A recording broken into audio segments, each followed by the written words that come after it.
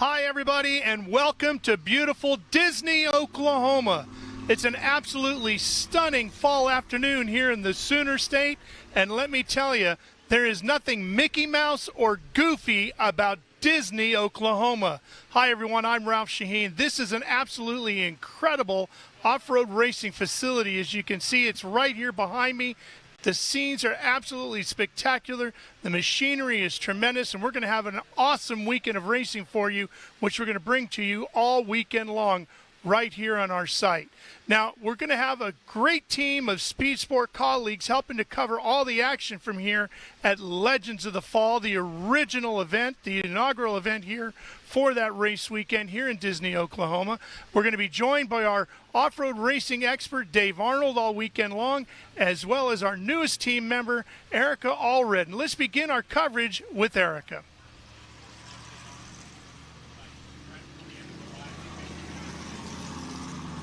Thanks, Ralph, and thank you for having me. I'm beyond excited to witness this season finale event right here in the heart of Disney with the Pensacola Dam behind us, holding back the beautiful waters of Grand Lake and allowing us to enjoy this incredible course. It's already shaping up to be an amazing and incredible action-packed weekend of racing where championships will be decided and legends will be crowned. With more on the event and racing itself, the other member of our broadcast team, Dave Arnold. Thanks, Erica. Well, I'm standing down below in the river valley, which is right below the Pensacola Dam. This opens up this whole area, holds back the water for us to have this nice, beautiful playground. Well, normally this is a great playground, as we like to call it Disneyland here in Disney, Oklahoma, for off-roaders. Well, the race is going to contend all through this area. It's a 5-mile course. Well, a lot of obstacles out there also. We got some big hills, some nasty stuff. In fact, we got Nasty Girl, we got Viagra, and we got Cialis that they're going to be going down. Really intense. Well, these jagged rocks down here, they could be a problem for some of the tires. Plus, with the water, it might get a little slippery out there. So this is what you're going to see. Back to you, Ralph. Forward to all the coverage that you and Erica are going to bring us. Joining me on this set now is a man who has dreamed all this up. This is Jason Robinette. Jason, what we're seeing here at Disney is really an expansion of Mid-America Outdoors, which is just nearby here, and that's really the vision for your playground, isn't it? It is. As far as vision goes, many people dreamed this up before me. I'm just the guy that's taking on the task to keep it going. And when you think about where you want this all to go, what do you have in mind? There's a lot of places that we're going with all of this. There's a lot of different programs that struggle, some that are doing great. So we're trying to take the best of each part of those and put them together with all the different details that I'm getting a little tongue-tied here, but there's a lot that is actually happening with putting the best pieces of certain programs, and there's a really bad echo in my head. Is that natural? No, but it's what we're dealing with. I got everything's you. So delayed. One of the things you did was you went out and you purchased Ultra 4. Okay, say that. It's one of the things you did was you went out and purchased Ultra 4. Yes, purchasing Ultra 4, we just got that done. Guys, I'm sorry, but I can't. Just take the headset off and talk into the mic. I'm sorry about that. Just talk into the mic. Sorry, guys, there was a really bad echo on that. So one of the things you did was you purchased Ultra 4. Purchasing Ultra 4 was kind of a part of a bigger plan with pulling everything together as far as off-roading and the outdoor adventure, extreme sports to just nature lovers, all of that together. So it's everybody always asks me how come we didn't call it Mid-America Off-Road, and it's because it's our outdoor program. I mean, there's many things that we do, many things that we're involved in, and bringing that opportunity to our marketing partners and to all the people that are involved in our programs was a priority to expand outside of where everybody was taking their programs. So. Well, just like our audio, when it comes to off-road racing, you have to be able to overcome all sorts of obstacles, right? So when I went for a ride around here, I noticed there is a little bit of everything for the racer to deal with here at Mid-America Outdoors and here in Disney. Well, and that's the cool thing about this Disney area. It's, number one, it's beautiful. It's just the most natural habitat down here that has, like you said, the water, the hills, the trees, the rocks. It's got a mixture of everything that we do with Ultra Force. So that was kind of the draw to bring it here to this area.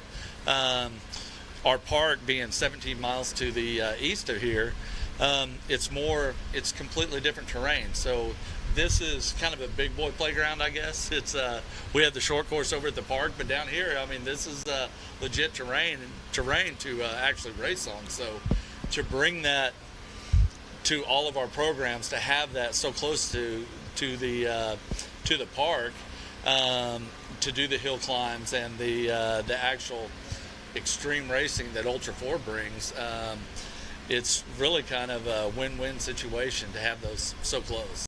What I love about it too is there's a little bit of something for everybody here. You don't have to be an Ultra 4 racer to be able to come here and enjoy what you have to offer. Yeah, it's you know, if you want to just go trail riding, if you want to just nature walk, I mean, overlanding, this would be an amazing place for the overlanding. You know, we're in the heart of the Cherokee Nation here. Beautiful, beautiful country, and you know, and that's kind of one of the things that this part of the country is so beautiful, and so many people don't really know about that. It's everything that's here, and this is our home. You know,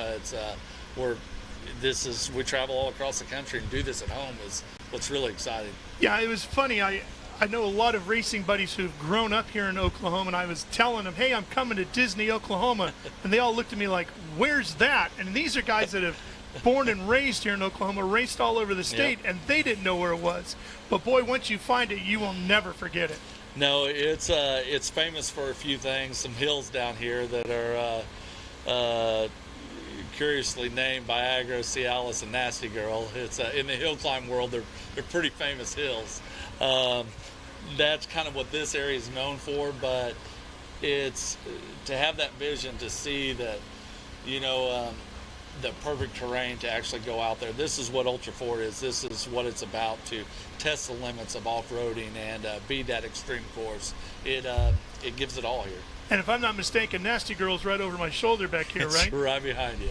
Yeah. So Right one of the behind you. things I really liked was we had a dinner at Jason's house last night. Very nice of you and your wife to entertain all of us. A fantastic evening. And you spoke to everybody that was there, your new team, all of our members that were there, and you said straight up, I'm not a racer, which is very unusual in the racing industry. Usually the person who owns the sanctioning body or is a promoter was a former racer.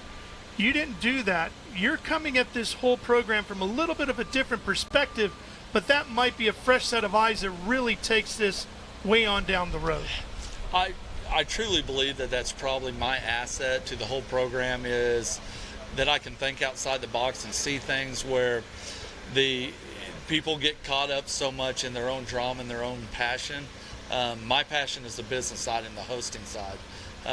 Putting these events together, we've been doing that kind of thing for a few years now. To bring it to the off-road world is, you know, it's exciting, it's fun, whole new experience for my team and myself and my family.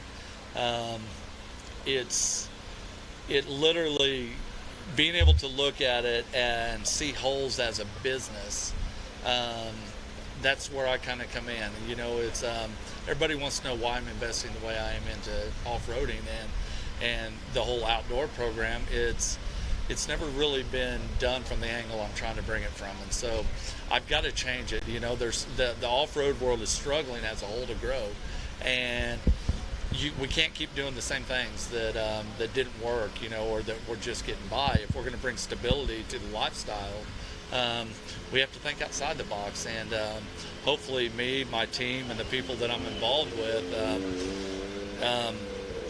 can actually achieve some of those goals that we're setting forth. And I'll be honest with you, there's some things that are rolling fast for us. Just before I let you go, the 2022 season is wrapping up with this event here, Legends of the Fall, which means 23 is right around the holidays corner, because that's next on everybody's calendar, right? Yep. What are some of the things that the fans at home can think of or plan ahead for in early 23? And if they want to follow along with what you're doing as the series grows, where do they go to stay tuned in? Well, some of the programs here, I wish I had a list in front of me, all the new program areas. We're going to be releasing all that. But one thing that we're going to focus on is we're going to start telling the story of what the lifestyle is about. We're going to try to relate to people other than racers, the people that come out here, and really try to create just an environment where anybody can be involved into a part of it, and just it's entertainment. It's great stuff. It's very family oriented. We're always going to keep that aspect of what we do. And then we're also going to think about the marketing partners and what their needs are. We're going to think about what the racers' needs are. And then our customers and our spectators that come out here. We're really going to try to equally promote all those different areas and open doors that really, in the off-road world, that has really never been done or seen. And what's the website address that they should stay tuned into? That's a good question. You're going to have to, we created, Joe, can you help me out on that one?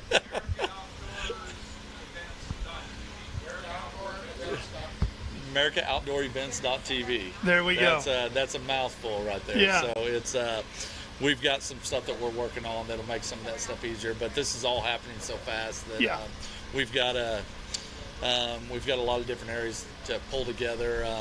Right now, a lot of people already tune into the Mid-America Outdoors and have a lot of followers there. We have our, it's combining all this together has been a chore as far as those avenues and all the different areas that we actually in touch and involve ourselves with. Yeah, it's just as challenging as wiring up audio for live TV, right? Exactly.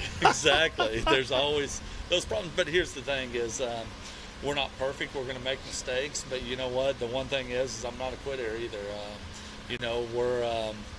We've got a lot of good people that count on and believe in what we're doing, and we're going to continue on, and we're going to continue to grow this thing and make right partners, such with Speed Sport, and we're going to see this thing through, and hopefully we.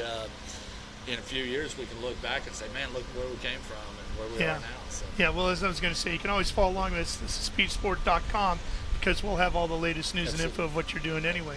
So just like with our audio, you just keep plugging away, right? Just keep digging. Absolutely. Jason, thanks for coming up here. Appreciate it. I know you got a lot to do here today.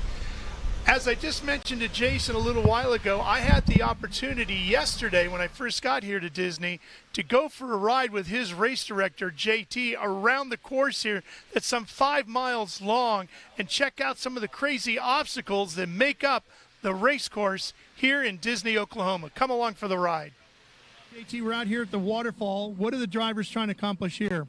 So it's a really big step that they have to get up, and it's got water flowing down it, and it's a double ledge, so you got to pick your line and not break your car and not roll over. So it's a challenge. On a difficulty level, what would you rate this at? 9.5. Ooh, it's going to be fun to watch this. JT, you guys call this Little Blue, but to me it looks like big options. There's a lot of options in this little canyon. There's multiple drops. You can run right down the middle, but it's a knuckle ripper offer, so it's tough. And you really don't care which way they come through, they just got to come down through it. No, I want to give them options because I don't want it to be a bottleneck. If somebody has a problem or turns turtle, has a gravity issue, I want people to be able to keep racing. It's going to be a challenging area, so we've been ranking all of these. What's the difficulty here? It's about an 8. Well, you don't give these guys a break anywhere, do you? It's kind of flat by the start-finish line. I love it. Well, JT, I've been in Lazy Boys that didn't kick back this far. This is what you guys call Viagra, and we're going to race up and or down this depending on the category you're in this weekend, correct? Yes, sir. The rock bouncers are going to race up it, and then 44, 48, and 45 are racing down it, and it's a challenge either way. Okay, so we're doing the scale of difficulty. Where would you rate this one? Coming down, it's about a 7. It's just the mental factor. It's intimidating. I can tell you just from sitting here, the intimidation factor is about a 15. Well, welcome back to our set here in Disney, Oklahoma. I've got some special guests who have just joined me here. You saw us talking about the rock bouncing down the course here at Viagra. This is Bree Molitor from the National Rock Racing Association. And, of course, our buddy Dave Arnold joining in here. Bree, tell me a little bit about rock racing, because in the world of motorsports, rock racing is really a pretty new deal. It is. It's a young sport compared to some of the others that Yeah. you guys are familiar with. Compared to Dave. Yeah. Yeah, we won't go there. It got its beginnings in 2012, or the National Rock Racing Association specifically did. And I would say rock bouncing is rock crawling, but with some speed added. So it's doing it as fast as you can. So Clyde Bynum in 2012 with a core group of racers, had this desire to pit their machines against incredible obstacles at off-road parks all over the Southeast, and the sport grew out of that into the sport and the series into what it is today, which you guys are going to get to be watching, I hope. Oh, yeah. Today, tomorrow, and Saturday, we'll have racing going on here in all of our classes, and it's been really cool to watch it evolve over the years from the hill killing, what we call it, the style that it began with straight up difficult terrain, just a hill, and as the sport grew and the spectators grew as well, we had to make sure the parks we went to were spectator friendly and could accommodate a large crowd. And so that's been really cool to just see how the sport has grown and changed over the years, and how the parks that we go to have all this different terrain that we can utilize, from a man-made concrete obstacle, rocky riverbed, short course, and everything in between. And we still have the hills in there too. You used the term rock bouncing, and Dave, I'm sure you can probably relate to this. When I think about bouncing with racing, this is the kind of thing I've done, but not voluntarily. You're probably usually Right? not wanting that when you're racing. Yeah, you don't want to be. Usually in racing, you want to have contact as much as you can with the ground. Then their tires are spinning and they're bounce over some of the little obstacles, so they use the momentum and bounce up. So it's totally not in your brain when you're a racer to do it. And that's not really race. They do runs, is what they call that. A run, correct? Yeah, or we'll call it Hill 1 or Course 1, depending on what we're racing on. The other thing that I was talking with you about before we get on the air earlier is the vertical angle of the hill itself. When you go down and you look at something like waving you down over when there, you go Ralph. down and you look at something like Viagra or Cialis, that type of stuff, you go to a place like Daytona or Talladega and you think about 33, 36 degrees at the old Bristol. That was really something. Now here you're telling me we might see 70 degrees. It's a whole different world of racing out here. We're mentioning Viagra because that's what we're racing on this evening. Easily, it's hard to tell when you're just standing at the bottom of it, but yeah, I would say it's a steep incline. You're going up it on all fours if you're trying to walk, or climb up with some good traction on your shoes too.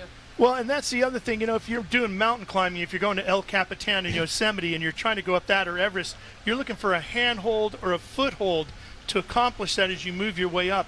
The racers are going to do the same thing, but it's where they're going to plant their tire, and they're also looking at the angle of the mountain itself as to how they want to try to get up that. Right. So our drivers go out and study the hills, before every driver's meeting, and they're looking for the line that they're going to take, and where they're going to put their tire, looking at, like you said, the angle and how's it going to throw me, Yeah. going up this part of the hill and planning for that. And, the best laid plans can easily go out the window once you get that first bounce, right? Sure. But they definitely take the time to study and find those lines. And you know of a safe spot where you can take me so I can go watch this and everything will be okay. Oh yeah, I got you. I got to see this done live. There's You no do, way. you do. And we're going to go do this now, as a matter of fact, because they're getting ready downstream here Yep. to go racing. So we're going to go ahead down course to the National Rock Racing Association as they get ready to go racing here in Disney, Oklahoma. I'm Ralph Shaheen. Thanks for joining us with Bree Molitor and Dave Arnold. We'll be back later tonight to wrap up day one here in Disney.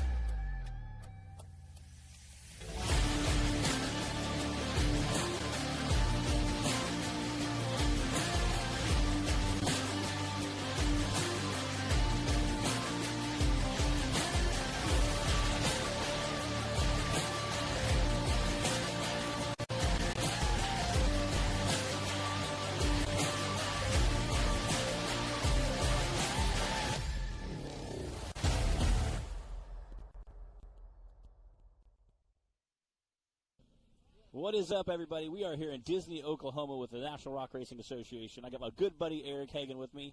We are here, and we have, obviously, Bree will be here shortly. She was just on our intro down there with Speed Sport. Right. We got some awesome racing action going on. Oh, yeah, Matt. This is going to be a great day. The weather is perfect for racing. It for is. Just spectating, for seeing everything. It's warm, but it's not too hot. Right. As you guys can see behind me, we got some pretty gnarly courses we're going to be racing up and down and around today. We have 2 courses we're going to race in today. We did just kick off our kids section, our youth section a little bit ago. We wrapped that up. We have a ton of racing going on this weekend on Rock Racing TV. We have Ultra 4 finals and the Southern Rock Racing Series National Rock Racing Association finals going on this weekend. So we have 2 different finals, both happening here in Disney, Oklahoma. It's action-packed. Going to be bananas. It is. It's already action-packed. It really is. By the way, this is Thursday. Yes, this is Thursday. And we'll be racing all the way through the weekend. So it's a great time. When did you get here? I got here midday yesterday. Okay. It was an easy ride in. Of course, I had to stop in Bentonville because I'm a mountain biker as well. So I stopped and got a quick mountain bike ride in yesterday, and then I'm going to hit up Bentonville next week on my way back. You got to do it. So it's my two favorite passions. It's off-roading, and also mountain biking. We have a ton of hills out here you can play on. These are a little steeper than probably somebody. Oh, I've already hit a few of them. Oh yeah. It's this isn't really a mountain biking paradise. It is not. But you get in where you fit in. So it is. Again, we got several classes racing this weekend. We have our UTV Cup Series, UTV Stock, UTV Bounty. We have Big Rock Bouncers. We have our youth class. We have our VIN class we also run. We have literally a little bit of every class running. We have 2 courses we're going to try to cram in today. We'll basically do our Friday show and our Saturday show all working all today. In one. We got some guys pulling the line out here. Here we're going. We're getting ready to race. We are. I see some drones taking off. I see Justin Wills down there. Oh, yeah. He was our Highway to the Hill participant this week. So, again, you're going to see some really cool footage from him. The drone footage has taken this to the next level. It really has. It is bananas to watch. Right. And what's funny is now that we've started doing drone footage, if we stop for a race, it's like what happened to the drone? Yeah, what are you guys doing to us? Like, yo, bro, where are the drones at? I tell them all the time that I hate how it looks because it makes our courses look so easy. Yeah.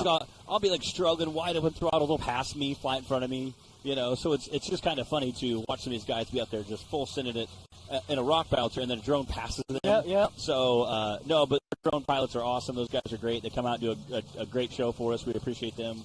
They do an awesome job. We appreciate all they do. Hey, Vince. That's Bree. I'm Bree for now. I'm filling in while she comes back from the other live feed. She'll be here in a second, and you'll just get to hear my beautiful voice. Yeah, we like it.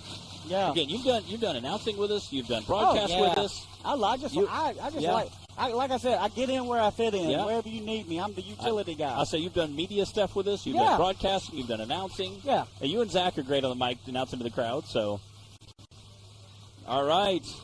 We have Justin Wills looking like pulling to the course. Let's go, Justin. Again, he's going to be heading up our first course behind us, which is Viagra. Again, this is at place Big Meats Run. Happens here in Disney, Oklahoma every year. A lot of you guys might be familiar with that. So, Brandon Davis is taking off on our UTV stock class. So we have 2 different courses that will be running at the same time today. It's going to get a little wild. It's going to get really wild. Really crazy. It's going to get crazy. It'll be a lot of fun. And that's the beauty. It rained out here the other day, which is fine, but this is all rock. So, you ain't worrying about – you're not really worrying about the hook dirt out here. Yes. You're worrying about the hook rock. Yes. And I rode my bicycle on it. I rode in a UTV on it. It'll hook. I mean, it is sure enough. All right. Justin Wills is taking off the Big Rock Bouncer. Again, comes out of our race line starting gate, heading over our little holly rock pile here. Again, heading up Viagra. This was kind of made famous by, airing it out. Oh, my gosh. Wow. You. Just, people cannot get a sense of how incredible this is. It really, and videos and pictures do that thing no justice. They really don't. What would you say? Is it 8 stories, 6 stories? I would say every bit of 8 stories. You can see Matt Merrick up there for Busted Knuckle Films on top of it. Justin Wills coming down this little waterfall here. I mean, that's an 8-foot ledge. He just dropped down. Easy. And then coming down, drilling around our flags, heading through the finish line. Again, we'll see if we can't get a time for him. Look, these suspensions, they're just soaking it up like a dish sponge. Wow. Again, going around, looping out, coming around. We got racers popping up on us.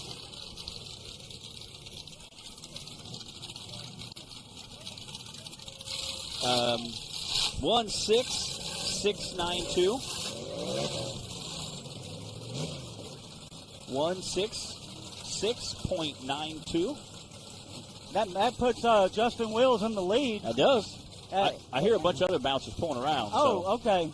Yeah, I hear them too. So we'll see how long Justin gets to stay number 1. Yeah. Oh, splashing through that water. I'm sorry, that was Brandon's score. 99.888. 99.888. Again, I have like rock bouncers on both sides of me, and Clyde's kind of screaming in the radio. Yeah. So we have rock bouncers in high definition. Yes. They are coming from all different angles. Yes. Is that DC Thompson leaving the starting line?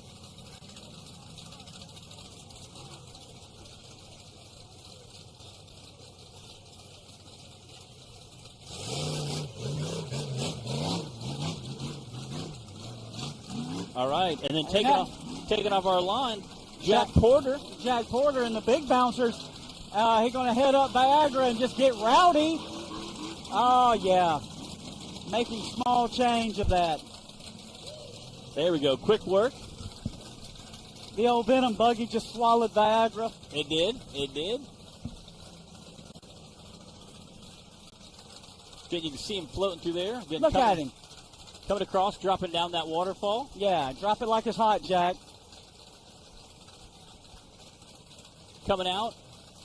You can see it heading straight. You're going to make a left turn right here.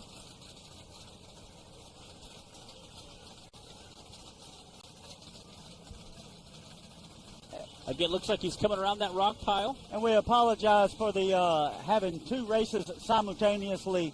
Try to keep up if you can. This is going to be an action-packed day.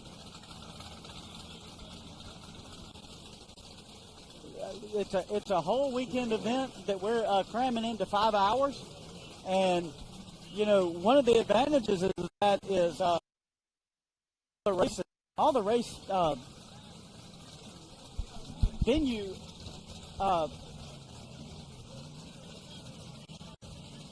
excuse me, we're getting a score in. I didn't hear DC Thompson's time. 9.2.75, and Tim Cameron is leaving the line in the UTV. All right, Tim Cameron in UTV. Jack Porter dropping down Cialis, coming across, heading through the finish line, ripping through that water. Boy, he's tearing it up. And again, we are blazing through.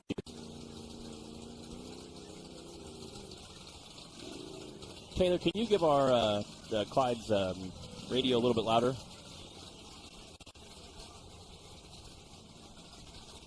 And what was Jack Porter's time?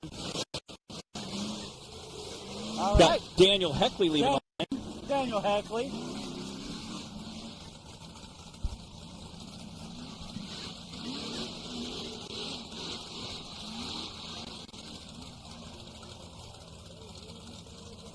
All right, we got Daniel Heckley just climbed up Viagra. And again, we apologize. We're not going to get all of our times thrown out there as quick as possible because we have so many racers going on. We have side-by-sides. We have rock bouncers shooting off the starting line, going different directions. Almost simultaneously right now because we're literally putting a Friday's worth of race course and a Saturday's worth of race course all in a 5-hour window. If you're here, it's awesome. If you're It is. if it's hyperactive, you love this. It's awesome. If you have ADHD, then we apologize, but we are all over the place today. And Taylor, you might just need to yell at us. Yell at us.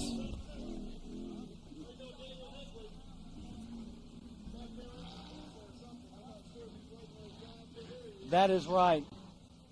And it looks like we have a nice drone video footage. Wow, that thing is beautiful. We got Daniel Heckley coming down. It looks like CRRS. And he is wide open, hauling the mail. Hey, looks like you dropped a few letters back there, Daniel. Hauling it. 90.801.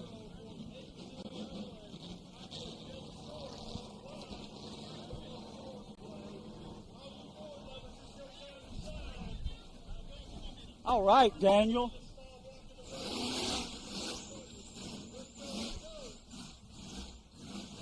All right, let's go, Jay Stewart.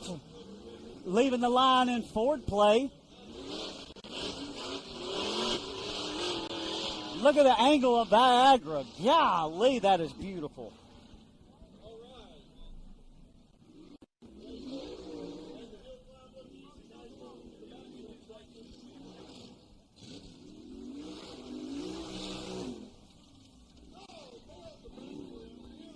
All right, we got Jay coming down the ledge. Chicky Barton just finished.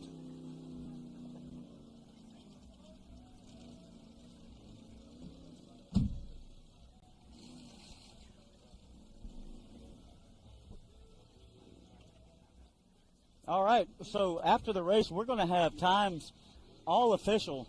We're keeping them as updated as we can, but it doesn't look like we're going to be able to really maintain them as accurately as our official timekeeper sitting beside us. So we do apologize for that. We could get them to you, but we want them to be a little bit more accurate than the way that we would be presenting them. So we've got Jay Storch coming down CRRS. Looked like he had a little bobble there at the end, but he's all right. It's like, which way did he go? He's flying through.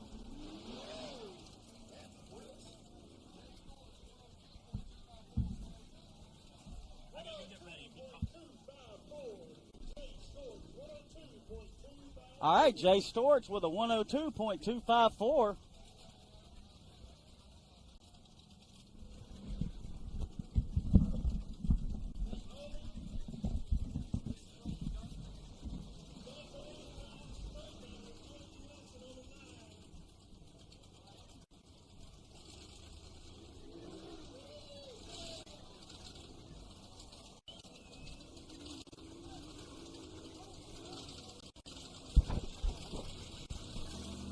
All right.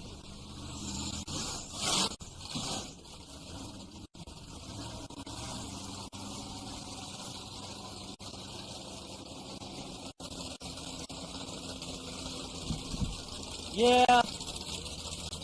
I'm definitely not Bree, and I tell you what, I don't even want to try to pretend to be. Bree has it down pat.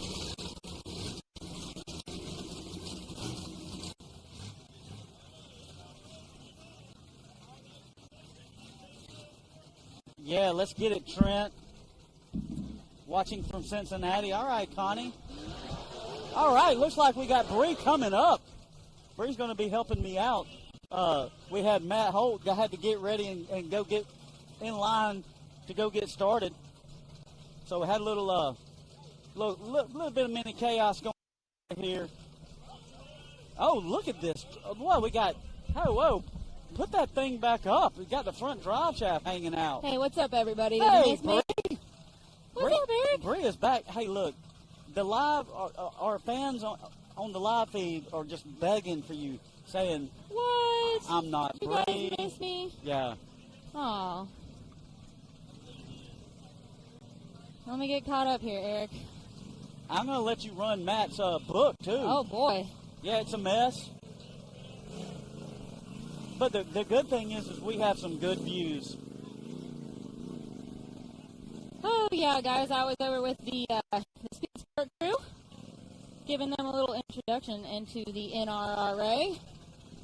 Looked like you were having fun over there. And then I booked it back over here in the Can-Am, and here we are. When they said you were going to fly, I was like, well, that's really the only way to get over here, because it's with all these puddles that you would either have to run through. It's like, how are we going to go? Is this Dan the Man Carter? All right. Looks like Dan Carter just finished. Hey, Taylor, I can't hear radio in mine. Can you turn it up a little, please? Barely.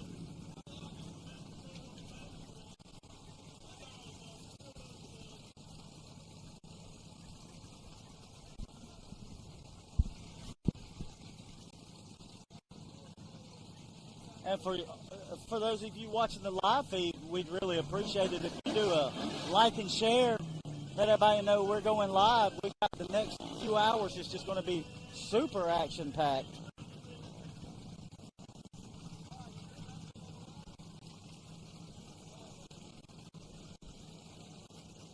I don't know. No, Taylor. All right, I got to get caught up on what I missed here. So we run already. We had Justin Wheels. And we had Jay Storts. Oh, man, I missed a couple. Nope, still the same. Taylor, it's just very low. Yeah, we can barely hear the radio. What's up, Greg Meadows? They missed you, Bree. Aw. They missed you. You guys make me feel special. Who do we have on the line? Is this Clint Ratcliffe on Trent? I combined Clint Garrison and Trent Ratcliffe. Yeah. Oh, that's what happens when you hang around with everybody so long. Yeah, he's in Sucker Punch. And talking about so long, this buggy has been around a hot minute. It sure has. Man, 8 or 9 years or something like that. I mean, it's gone through iterations. It's gotten upgrades. We use Sucker Punch for our Women in Wheeling 4x4 Nation calendar. Yes. And I was sitting in it. All right. Funny story about that. When that year was... Didn't. It's muffled, Taylor. Yeah, we cannot hear that. Okay, could you repeat it for us? We're going to get that time for you guys for Trent. Why are they making Viagra look so easy right now? Thank you, Vince. I do my best to represent for all those that are new to the sport of rock racing that hopefully will be watching you guys live right now. Yeah.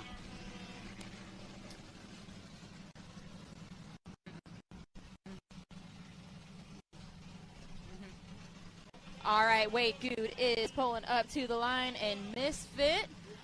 Woo, Wade did me a huge favor earlier when we needed to film a safety segment for Speed Sport and highlight all the important safety aspects that we require here for our drivers. So shout out to Wade for being a good sport and doing that.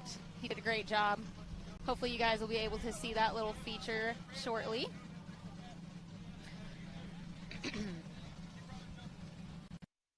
Welcome to Legends of the Fall. I don't know, Eric and Matt might have already done this bit for you guys, but since I missed it, I'm going to do it again. If you're just joining us, welcome to the National Rock Racing Finals in Disney, Oklahoma. This event is called Legends of the Fall. It's a combination. We've got so much going on the next 3 days. Oh, wow.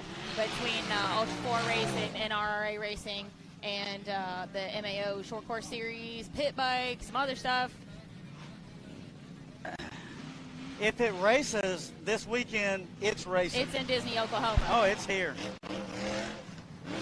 So we are racing on the iconic Viagra here in Disney, Oklahoma. And if you have heard of it before,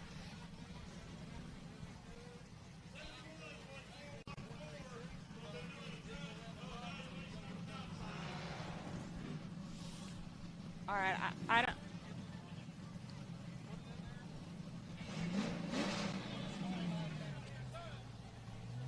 Okay, who was the first driver? It's too loud now, Taylor. I'm sorry, I can't. But who was the first driver time that Clyde said? Okay. Don't yell at me, but can you turn it down just a little bit? Technical difficulties, guys. Hey, it wouldn't be a normal race day if everything went perfectly smoothly. If it went smooth, for sure. We got word that Trent did not go around one of the boulders at the top of the hill that he was supposed to. Yeah. We're not sure yet if that's going to be a DNF or if he's going to get a rerun. Usually that type of thing is a question that Clyde will put to the other drivers. And just to keep it fair, everyone gets to weigh in on that. So we'll keep you guys posted on that. Wade Good is on the starting line now. All right, Wade. And Wade is in the hunt with only 7 points. It's crazy. Separating Wade in second place and Timmy in first place right now, coming into this finals weekend. And by the way, Wade is also a rookie? Yes, Wade's first season in the Bouncer Misfit. So what would you think about the Rookie of the Year winning the Cup Series? I don't know. Is there a limit on how many trophies someone can take home in a weekend? I don't know. He broke? Oh, my God. Oh, no. No way. Broke a tie rod. Man, these rocks are tough on stuff, guys. This is my first time ever being out here to Disney, Eric, and the terrain out here is so different from anything else that any other places that we really race on, because it's just pure rock. Yeah. It's actually really nice, though, after coming off of the extreme dust of Bikini Bottoms, right, to have this virtually no dust. Racing straight on the rock out here. Oh, yeah. Virtually no dust. I wasn't here. I didn't even see you run. I just got here. What are you looking for?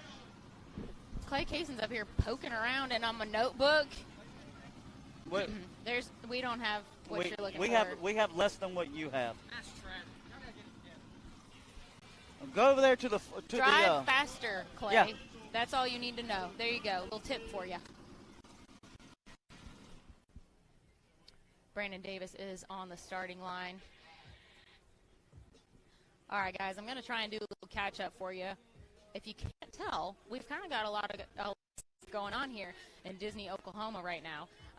We have had Justin Wills, Jay Storts, Daniel Heckley, and Trent Ratcliffe run in the bouncer class so far. I don't think I've missed anybody else besides that.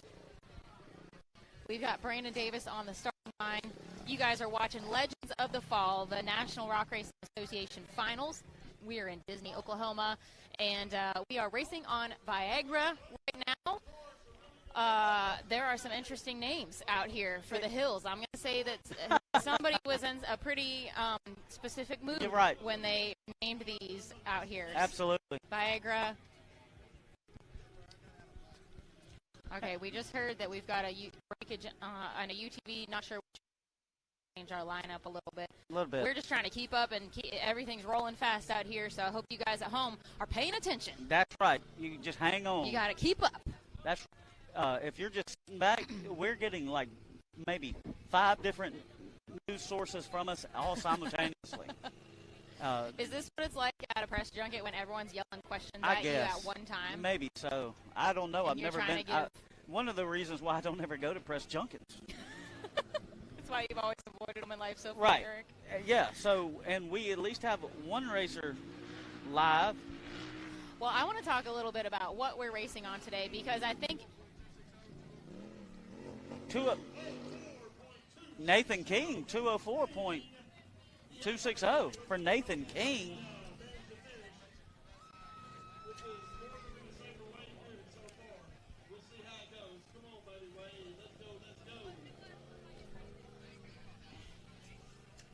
All right, looks like Wade Good is now out of the way, so looks like we're looking for a course clear out here. And as you were saying, Bree, these rocks, they hook. There is no hook dirt out here. It is hook rock. there is some extreme traction I'm telling you what. on these hills. It is. And we've got Tyler Bradley ready to roll in our RCB Axle UTV Cup class. Obviously, we're doing things a little different tonight, guys, because we are running our Branik Motorsports Bouncer class and our RCB Axle UTV Cup class at the same time. We've got about 5 hours scheduled to fit in a full 2-day normal weekend of racing here. Let me see. Daniel Heckley had a 90.801. Scott? Thank you guys for tuning in here for finals. We are kicking everything off right now. We're going to be racing tonight, tomorrow, and Saturday. There's a lot of points here at stake for all of our drivers. Brandon Davis on the course now.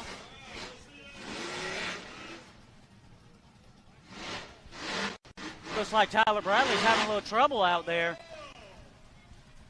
Going to head back to Brandon. Oh, looks like Brandon looked like he's going to have to back up and hit Viagra again. Have we seen anybody have to back up yet? I haven't.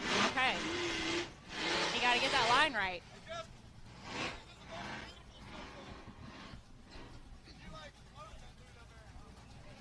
All right.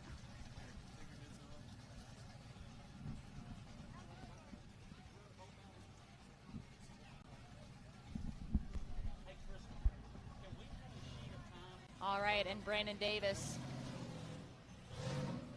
is out the top and making his way back around. We are going to bring you guys the times at the end of the race. I know it feels a little frenetic keeping up with both classes going on right now, but just so you know, we'll make sure to get those to you at the end of the race. That's going to be great, too.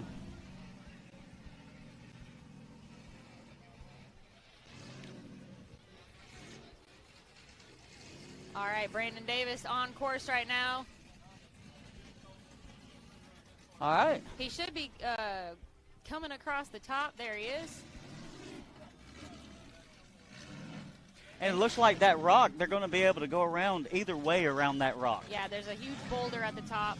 Brandon already went one direction around it, and he's making his way down CRRS right now. Like I said, some interesting, very specific names out here. See, Alice. And there it is for Brandon.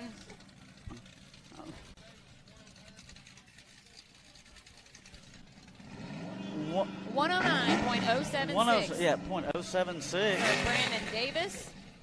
The fastest time right now on Hill 1 for the bouncer class looks like Daniel Heckley with a 90.8. We've got Kenneth Cozine and Bad Donkey pulling up to the line.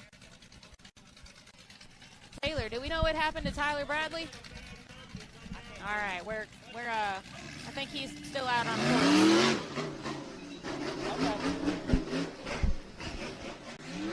Kenneth was having some trouble with Bad Donkey this afternoon. Yeah. Oh. Whatever it is, it looks like he might have figured it out. I'm blanking right now. He told me what it was, but I'm drawing a blank. Oh, but man. Glad to see that he's got everything running. Yeah. Was that for Tyler? For Tyler Bradley in our UTV Cup class, he had a 199.198. That was Tyler Bradley in UTV Cup class. Kenneth Cozine out in the bouncer right now. On course, he made his way up Viagra. He's got to go down that waterfall, make a big loop back around, and then he'll be coming down what's known as Cialis, and then straight on, blast through the water into the finish line. That's how it's supposed to work anyway. Yep. Hopefully that's what happens for him.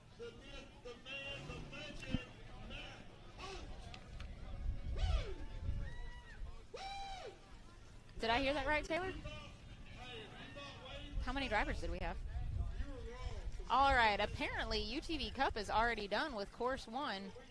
Clearly I missed some stuff in my little stint over at the Speed Sport trailer.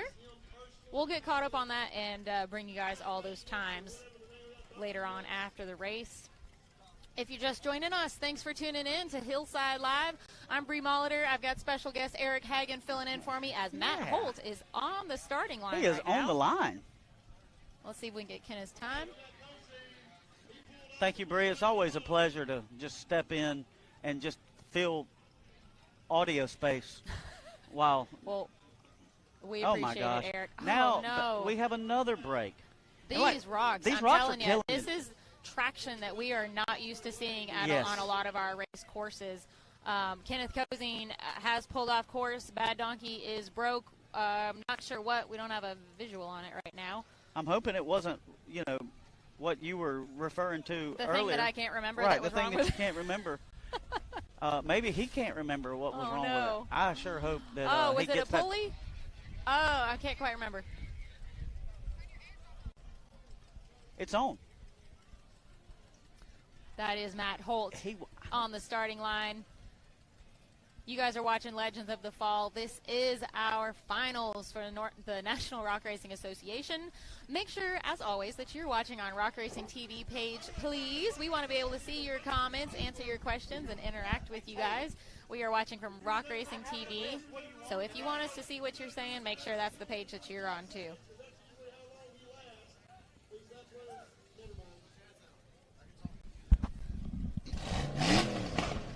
All right, and speaking of having a little trouble earlier today,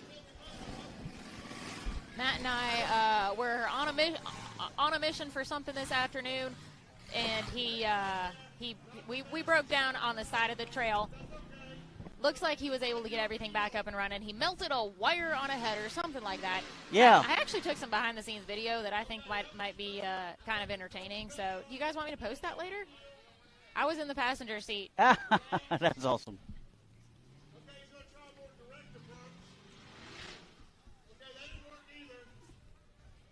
All right, guys, I do have the times from our RCB Axle Unlimited UTV class, and I will give those to you when we get a break in the action here. Just so you know, though, we do have them. Let's go, Matt Holt. Come on, Matt. We don't need no backsy-upsies. We need go-sies. Taylor, you have a video from earlier?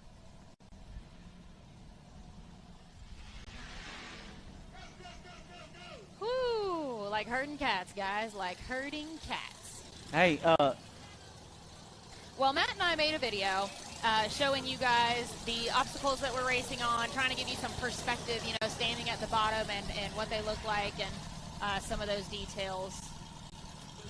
Apparently, it has been lost in the void between Matt and Taylor. We'll get it to you eventually, though. It's good stuff. It's good stuff. Matt Holt on the course now. Attempting. What an amazing view. It really is. Shout out to all of our drone pilots, our drone operators for the footage, the amazing footage that they add to the live feed for us. It looks like Matt's backing down. Joyride Matt.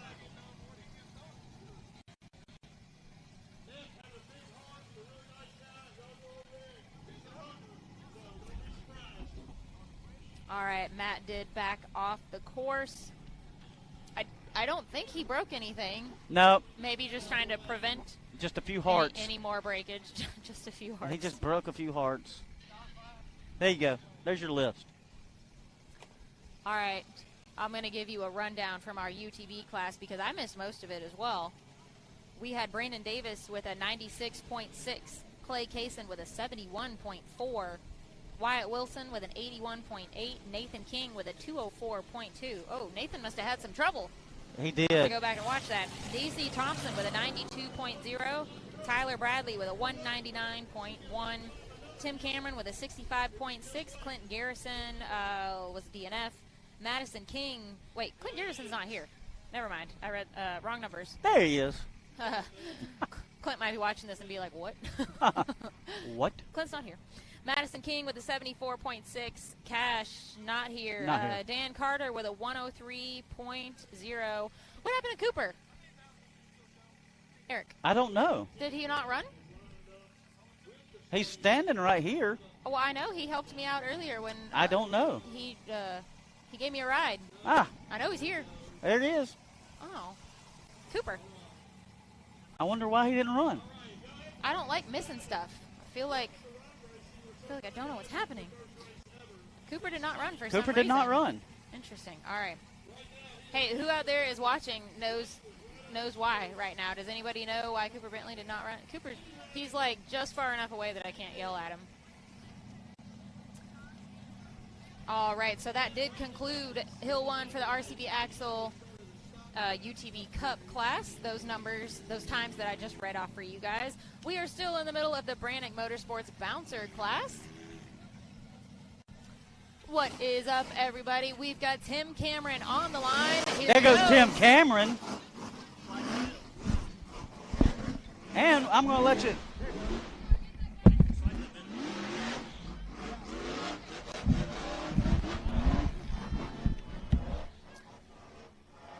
Jake Hembry asking how he can go back and watch the UTV race. Jake, all of these live videos will be posted to Facebook once it's over and we're not live anymore. Then they'll be living on Facebook, and you can go back and watch those at a later time. Woo.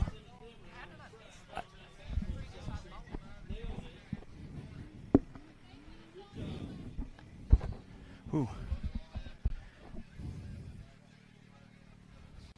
Well, all right, Tim Cameron is in the lead for the season right now, coming into this weekend by only 7 points. Until Wade broke. Do we know what Wade broke? Tie rod? Okay, tie rod. Man, you hate to see that happen. Stink. Again, Wade having a phenomenal season. I was talking to him a little bit this week about it, and he said, you know what? I love where I'm at. He said, I've had a great rookie year in a rock bouncer. He really has. And I forget that. I forget this. I know. Eric brought that up earlier. Like, I forget this is Wade's rookie year, and he literally has had 76.581 for Tim Cameron. That is your fastest time right now. Hill 1 in the bouncer class. And he had, Wade had Timmy on the ropes all season. He has really pushed him literally hard. 7 points coming into final difference between first and second, and this is a rookie year. Yeah. Like, I hate to see what's going to happen. 7 points at all is pretty amazing yes. when you consider how many points are at stake for the whole season. But, yeah, for it to be Wade's rookie year in the bouncer class, he's, of course, raced in the UTV class with us and last season. But first season in a big bouncer. So to see a guy in his rookie year, that's a pretty good first time in a big bouncer, come out and battle Timmy within 7 points going into finals. Oh, by the way, that's his rookie year. Like, yeah. And I guess I had just forgot. Like, Wade's been around racing growth for years, but this is his first year in a bouncer, and so it's super awesome to see that. And again, huge shout out to Wade Good coming out, being a heck of a champion. I guarantee he's still going to put Timmy on the ropes for the next 3 courses. Well, apparently, Clay said that he broke a rear diff as well. I'm sure not just the tie rod. I'm sure he brought ring and pinions. Hopefully, he's got a good pit crew to help him out. He would Snapchat me every time he'd be replacing one, and he has like a pile of 14-bolt ring and pinions in his house. So that's good. Hopefully, he brought some with him. Yeah. So. We have a question of what was Jay and Justin's time. Jay Storts had a 102.2. And Justin Wills had a 99.8. Fastest time right now is Tim Cameron with a 76, followed by Daniel Heckley with a 90.8, and then Justin Wills with a 99. I don't think I'm missing any times for our bouncer class. Matt, maybe you could pull your spreadsheets back up, and we can keep up with those. One. I think I have one. Yes, Billy Wade did break tie rod and rear diff is what I have been told. I think I have one time for the bouncers. Well, there's only 6, so now would be a good time to catch up. Yeah, would be. Yeah, personally. Yeah, thanks, Taylor. I appreciate that. You should have been here at the beginning when we had 2 lanes both rocketing off at the same time. We had bouncers on both sides of the trail roaring. Yeah, I came in the middle of that, and it was a little discombobulating. We had bouncers on both sides. You couldn't even hear Clyde when he was saying the times. And I'm like, okay, we're just going to scrap this. Lots of exciting stuff going on down here in Disney, Oklahoma for the NRRA Finals. And not just the NRRA Finals, but this is the Legends of the Fall. We've got Ultra 4 Finals out here this weekend. We've got the MAO side-by-side racing, their pit bike series. There's so much happening, guys. And, I think I said – whatever I said, I meant short course. Yes. Thank you, Matt. And, so all of that happening out here between Disney and Mid-America, and it's a lot going on. And as you can tell, we are fitting a normal 2-day race weekend into one nighttime or evening of racing. 4.5-hour window. Yeah. So a little different format than we're used to.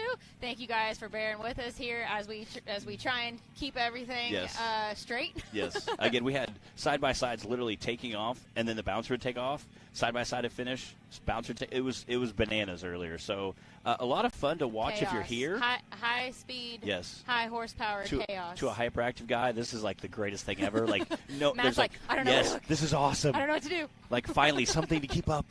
It's so great to see. Again, it's a little challenging. We have several of our staff that have smoke coming out under It's their. the only thing that runs as fast as your brain. Yeah, isn't it's it, true. It's true. It's just kind of awesome to see all our staff that has definitely risen to the occasion of all the craziness this weekend. So I appreciate all the staff, the camera guys, our drone guys. So appreciate everybody out here helping out, jumping in, and making this weekend possible with Ultra 4 and the NRRA. Did Jack run? He did. Had an awesome run. Had a smoking run. Okay. Everybody, all bouncers. Jack did run, but I don't have his time. Had a great run. I don't remember his time, but all the bouncers are done. I was second to last to go, and then Timmy ran right after me. So. Oh, okay. So that's it for. Yeah, bouncers are done. We have all our bouncers. All right. Well, I definitely missed a few then. Like we did with UTV Cup guys, we will get that list of times for you and do a rundown. Okay. So apparently we have wrapped up Hill 1 for the Branik Motorsports Bouncer class. We are going to go into our UTV Bounty class, and as always, they are running the same course that our bouncers ran, which is up Viagra, down and around the waterfall, make a big loop, and then down Cialis through the finish line. I believe our stock class is gone. Maybe UTV Cup Series is gone. Cup Series has gone. Vin class has not ran. We still have Bounty and Vin UTV class? Stock and Vin and Youth. Youth went before Never mind. they kicked off our show. I missed the Youth. How did that go? Yeah, it was great. They had a small course you here. guys started early. We did. Wow, I missed more than I thought. We were running Youth before I even had you when I talked to you on the phone. Okay. So when you were doing the kickoff show, so I was like, yeah, it's bananas. Like it's pandemonium down here. If you guys missed it, well, I missed it because I was down the river a ways, doing a little segment, pre-race show with Speed Sport.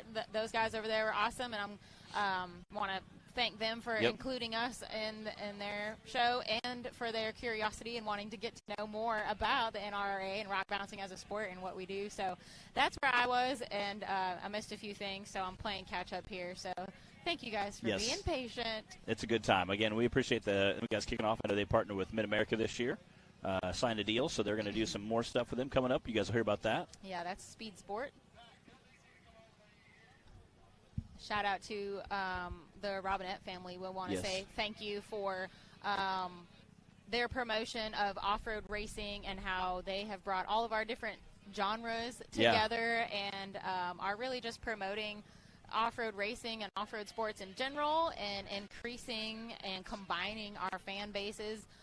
It's really cool. So we're glad to see that out here this weekend. It makes for a really busy few days of racing, but it is so worth it to have everybody here in one place and everybody getting introduced to a new style of racing that they might not know as much about and making new fans out of them. So, yeah, it's cool stuff going on here in Disney, Oklahoma. Thank you guys for watching here on Hillside Live with Matt and I. We are kicking off our UTV Bounty class right now. We had Hill 1 for the Bouncers and UTV Cup already. We have amazing fans who brought us some snacky snacks that are like... it's not just snacky snacks, it's chocolate. Yes, so we have some nice cooled Kit Kats and Snickers bars. Again, Brandon Davis taking off in his full body there. All right, so we're in the Rock Life Off-Road Stock class over on that lane. Brandon Davis starting things off. What was funny is we kicked it off on the UTV Cup Series with Brandon, so I was like, he uses the same vehicle for two classes. So I was like, which is this? Is this stock or is this UTV Cup Series? I need some more information. Brandon is second in points right now for the season in the stock class coming into this weekend. Cody Kaysen being first in points. So about a 35 points between them. So a lot of points at stake right now for our Cup classes, especially this weekend. But all of our classes will have the usual 100 points. Our Cup classes will have 200. Finals is always an interesting time, when things can easily get shaken up in the standings. Brandon with a 50.817. That was our first run for the Rock Life Off-Road UTV Stock class. What's up, Thomas Lohr? Thomas Lair tuning in from CTC Perfection Driveline. Brandon Smith. Dan Carter on the line now. Mama Bynum tuning in with us. Get it, Dan. Dan's in fifth in points right now in the Rock Life Off-Road stock He comes class. out and races sometimes in weekends. A majority of the weekends, he races all three classes with us in side-by-side. UTV Cup Series, UTV Bounty, stock class. Again, comes out and just thrashes with it. At one point, he was racing 3 side-by-sides in 3 different classes. So he's a pretty busy guy. Okay, Bounty just kicked off as well. Again, UTV Bounty is kind of interesting. I have a lot of respect for these guys. I say it all the time. They run the same course the big bouncers do, and they do it in a much smaller vehicle. So, again, I have a lot of respect for these guys. They get up and they're hammered down on it. So, Taylor, can we get a confirmation on if this is Clint Strain?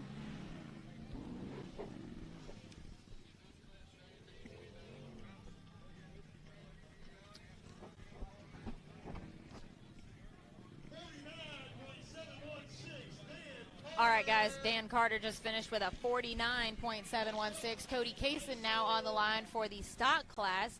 Over in the bounty class, we've got Clint Strain working his way through the course. Cody Kaysen just took off for the stock class.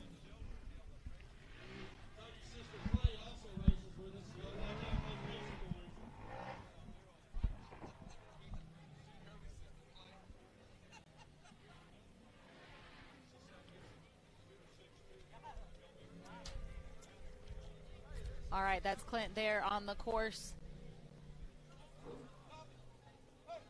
got DC Thompson. Looks like he's pulling the line. Again, he has a new little flames wrap there. That's pretty sharp.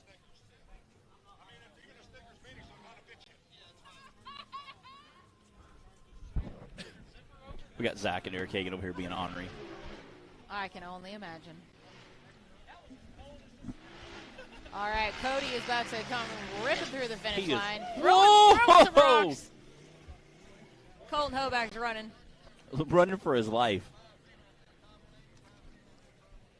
50.518. Wow, he is hauling. That means Dan Carter's got the fastest time in the stock class right now with a 49.7. Then Cody with a 50.5, and then Brandon Davis with a 50.8. Clint Strain finishing up over on the bounty course right now.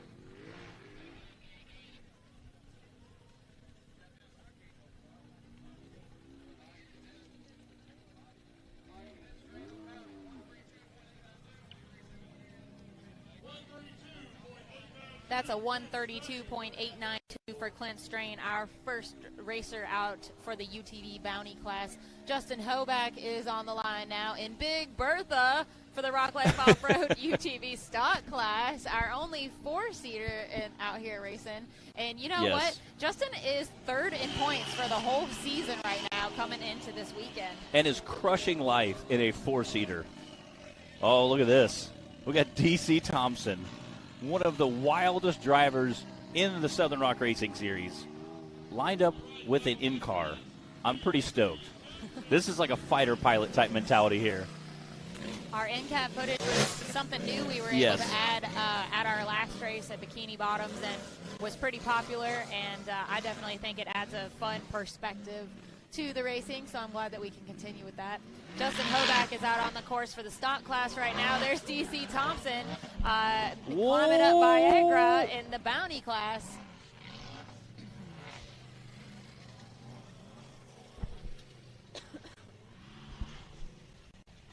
Justin smoking through. 48.008. That is your new leader. I was just going to say. On Hill 1 for the stock class. Well done, Justin Hoback. That is impressive. 48.0. Your next fastest time is Dan Carter with a 49.7. That is impressive. Again, big tires. That's impressive.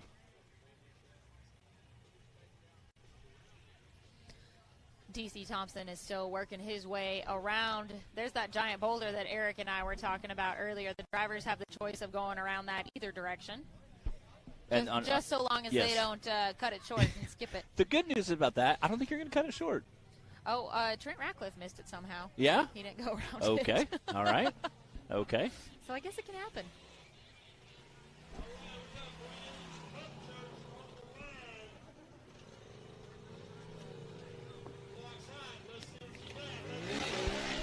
Braden Upchurch just took off for the stock class. DC Thompson still working his way through in the Bounty course.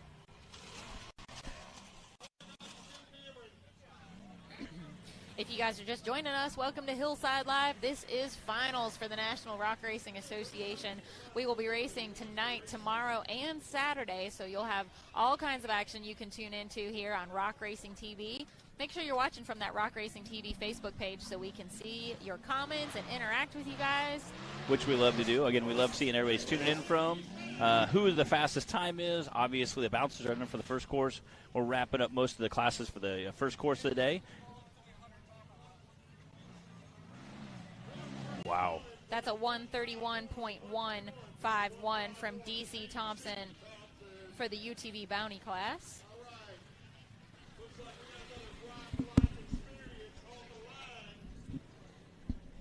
Again, heck of a run by DC Thompson. Awesome to see that in-car.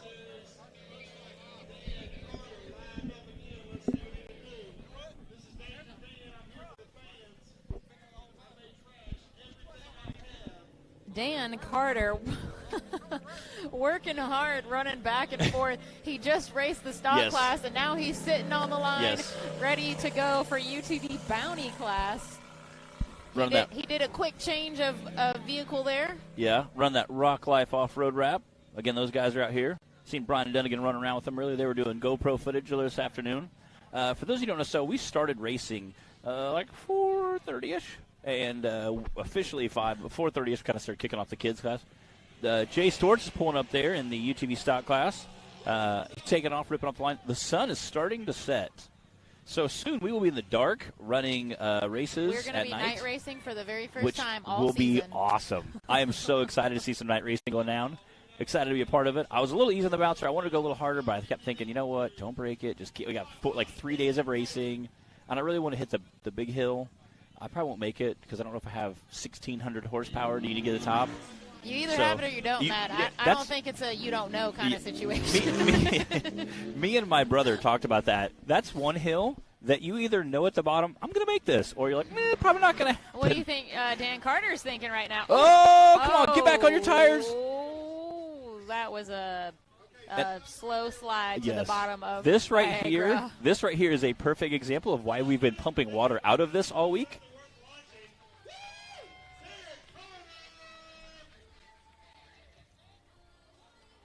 That was Jay Stort's time with a 50.763 in the UTV stock class. We've got Greg asking if Trent was a DNF. Trent, I have not heard which way that went yet. I think he did not run again, so I do believe it was a DNF. Yeah. I didn't see a second run for him. We do have a replay for Dan Carter.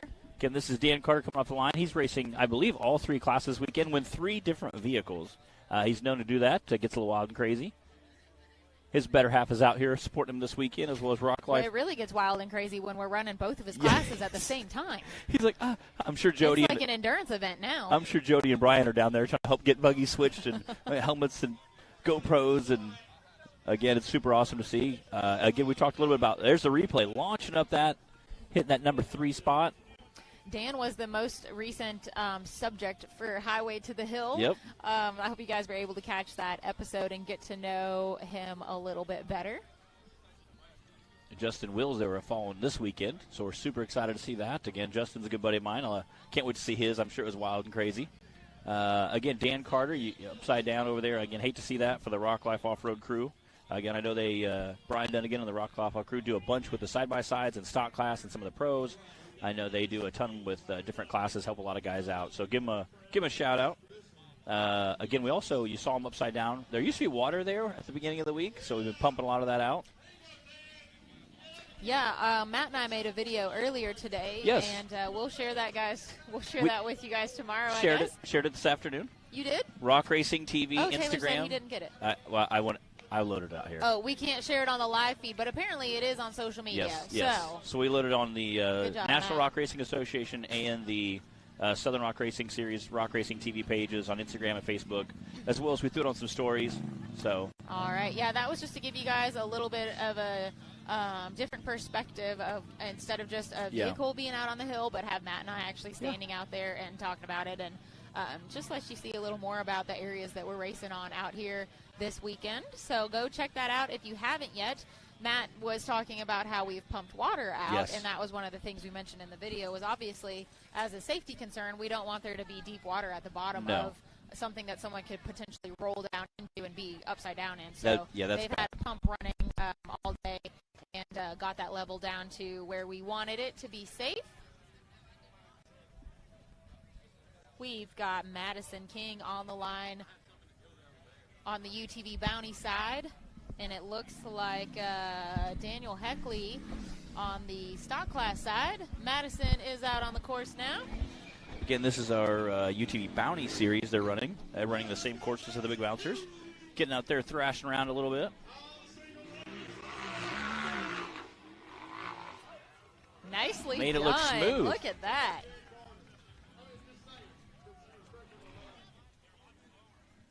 Some of you guys might be familiar with the with this hill called Viagra out here because Bobby Tanner made it somewhat infamous, 5, 6 something years ago. Yeah, like 8 to 10. Taking Screaming Blue 8 to up 10. I think it was like 2016? Yeah. 15? I don't know.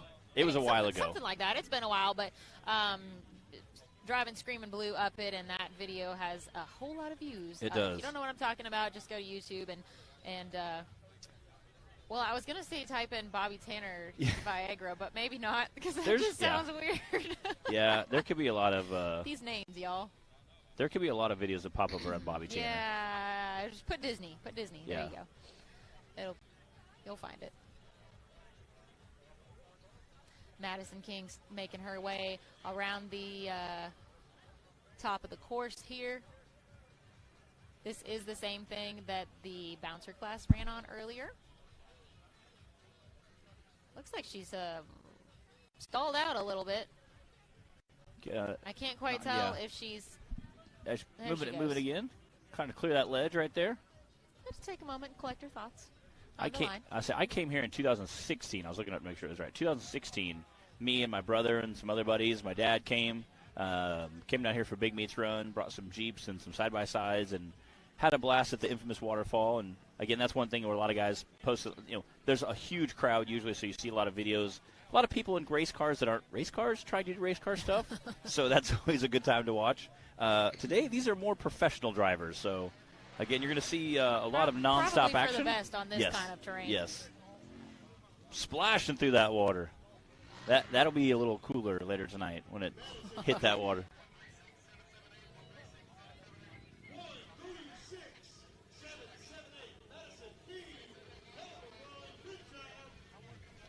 That's a 136.778 for Madison King, our third driver in the UTV Bounty class.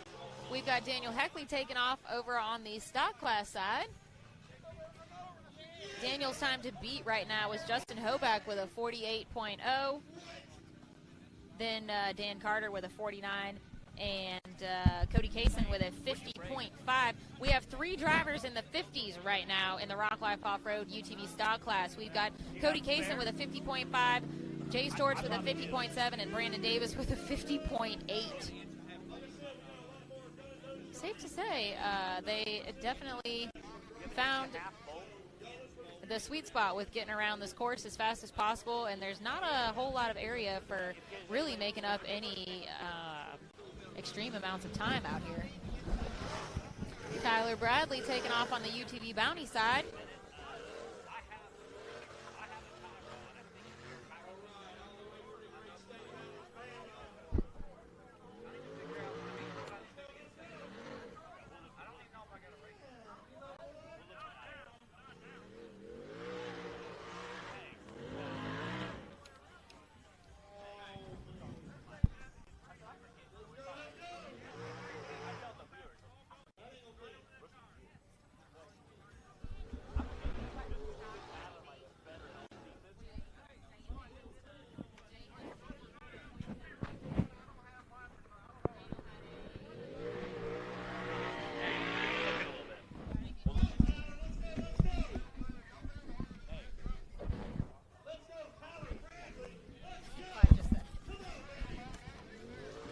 can you ask for Daniel Heckley's time, please?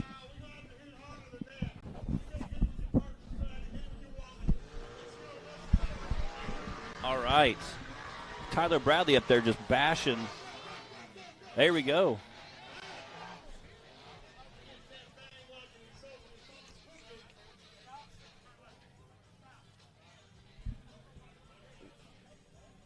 Wow, that was a 42.817 for Daniel Heckley in the UTV stock class. He just blasted his way through that course. So Daniel with a 42. Our next fastest time is Justin Hoback with a 48. And then we've got 3 drivers all in the 50s. So somewhere Daniel found some of that time that I had just been saying I didn't think was out there. Yeah, he pulled it awful hot and steamy there. So in the booth with us, Mr. Wade Good. We saw you disappear, and everybody said you broke. We weren't sure what you broke. What's going on with the buggy? What do we need to work on tonight? It just pulled the bolt out of the tie rod end. It's an easy fix, but it sucks that something stupid like that costs you a championship or a possibility of a championship. Possibility, yeah. But it's just part of it. And again, coming into the season, we had battled 9 races so far, 900 points possible. You and Timmy were 7 points apart going in today. And I was telling the viewers, it's crazy to think, I forget this is your rookie year. Yep. Like, you've raced side-by-side, because I guess you've raced side-by-sides with us so long that joining big bouncers was just kind of a natural flow. And obviously you did incredible this season, coming in, beating guys who've been racing 3 or 4 years. What was something you really, really absolutely loved this season? Just the competition. I wish some of these people would come back that used to race and just see how much it stepped up in the year. I know people can say it's my first year and I don't know what it was before, but you can ask Timmy. we took it to another level. And, yeah. We're still getting faster. We're pushing each other stupid. Yeah. It's been real fun, but it sucks, but it's part of racing. And again, it was being a racing fan, first and foremost, it was amazing to watch you and Timmy this season. Literally neck and neck every race. Everybody's pins and needles seeing who's going to win. And each race, you guys kind of clipping each other out. I think 4 of the 9 we had came down to had to add time. So, I mean, when you guys are splitting hairs from first course and second course together, you have to kind of appreciate that. And that has to be a huge pat on the back to be battling a guy that's, won 7 championships. So. On the screen right now, you guys can see Tyler Bradley's having a little trouble right now. Looks like maybe his front end quit pulling. I couldn't quite tell when I glanced over. The lighting on the screen was messing with me.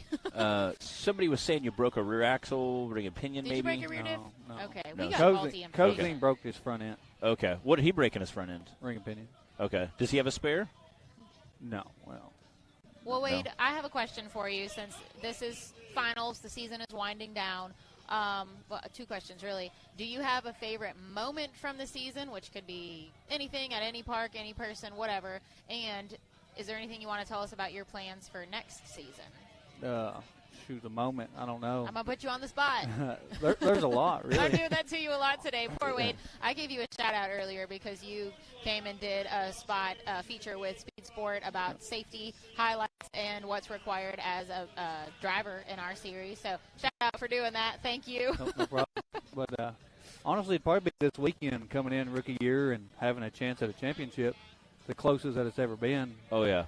With, me and Timmy had no DNS, no hit flags, nothing all year.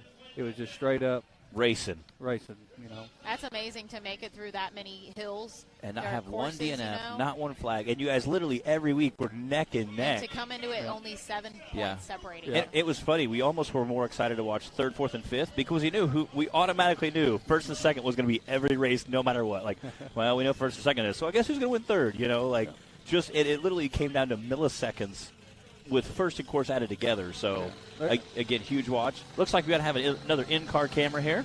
Cooper Bentley, got to give him a shout-out also for helping earlier. He was my Uber UTV driver today, getting back and forth down the river. Cooper in our UTV Bounty class right now. We've got a handful of drivers left for Bounty Hill 1. In the lead right now is D.C. Thompson with a 131, then Clint Strain with a 132, and Madison King with a 136. Again, Cooper Bentley making quick work of that Viagra Hill. I think him and Dan Carter was really close in points, too. I think they was 7 points. Really? Dan had a DNF. Yeah. I say hate to see Dan wreck. Yeah, but Cooper is in the lead right now in the Bounty class for the season, coming into this weekend with 546 points, and then Dan Carter right behind him with 539. Another 7-point But Dan just DNF too. That's right, man. Things can change real quickly around here. Yeah. But as far as next year, I'm not really sure if I'm supposed to say this, but say it anyway. It's okay. Hey, our viewers are good at keeping secrets, right, guys? A lot of people know me and Chris are splitting ways. No hard feelings, just life, whatever. Yeah. So relationships evolve. It happens. After this weekend, we're going to talk. And I'm going to try to buy it myself. Yep. Go at it by myself and on my own and see what we can do next year. So Wade Good Racing will be stepping out in its own enterprise next year. So you want to stay in Misfit? Yes. Oh, yeah. No, I don't want nothing different. We've seen you take the logo off and slap the new one on. Yeah. Getting back to the basics there. Yeah, we changed it up, and apparently that wasn't it, though. that wasn't the problem. Hey, either way, we know it's going to be all good. All good, yep. But it's been real fun. I'd rather get beat than to lose like that, just like last year. But you don't think you can fix it? Yeah, but it's still, yeah. Timmy, losing 40 points, you can't really catch up. That's true. Yeah. So. Hey, Timmy might break something. Yeah, you never know. But it was a little frustrating for us as well, just because we like seeing that neck and neck competitor coming back and forth, that battle. Holy smokes. 109.761 from Cooper Bentley. Y'all, he just blew everybody else's time out of the water. The next fastest time is a 1:31. Wow. Cooper just did a 10. Did I hear that right, Taylor? 109.761. Well done, Cooper.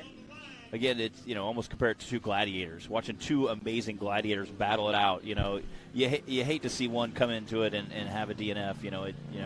We don't like to see that either for us fans. So, but it comes back on me. I had a comfortable lead a couple of races ago. Yep. And I had a few mistakes and lost 22 points in 2 races. So you do that, then you got to come here and push like I was and. Yeah. Stuff's going to fail. It's just part of it. Although Dyersburg, I think, was an amazingly epic ride for everybody watching. Yeah, that was some monster truck driving. That was some straight-up, master class. Getting close to the end of the year, and you had to take risks. I can't believe you were able to keep it on 2 wheels because it, whipped you over, and somehow you just, defied gravity and were able to spin it around. But Nathan King out on the course right now in our UTV Bounty class, and yes, he is driving his sister's buggy, and it looks like he might be having a little trouble. But we'll talk to y'all here in a little bit. Okay. All right, Wade, thanks for coming up here with us. That was Wade Good, again, battling Timmy all season. Those guys battle it back and forth. Again, Wade's rookie year coming out just slicing and dicing. So we appreciate him coming up and giving us a talk a little bit. Sounds like he had some mechanical issues, and he's going to try to get the buggy fixed, do some more racing this weekend. Speaking of mechanical issues, I'm not sure what's going on there for Nathan. If it's not staying in gear. Okay, sounds like he keeps shifting really hard. Maybe he's either a little taller than maybe he's knocking it out of gear. Not sure what's going on there. I seen Don Curtis down there. Apparently we're at a 5-upper VIN class as well. All right, so I missed Nathan's run in the Cup class earlier, apparently, and I guess he broke something. Okay. Was he in the General Lee for Cup class? I think he was. I think he was. So, I remember seeing the orange buggy down here, but I don't know if he broke it before or after his run. If you can't race your own, the next best thing is to race your sisters. I It's promise all in you, the family, he right? said it's all good. I ain't hating. Yeah, I literally went over to race my bouncer. I missed half of the runs, I think, just walking over I racing. came up here right as you were stepping off the platform, and I didn't even know that I'd missed the youth class already. We're actually slowing down right now just because a lot of our big bouncers done. But when we first kicked off, it was bananas just to see. It was hectic. It was awesome to see. What's up, Joey Beck? See Joey Beck walking through. Daniel Heckley had a time of 42.817 in our UTV stock class. Again, Nathan King looks like he's pulling off.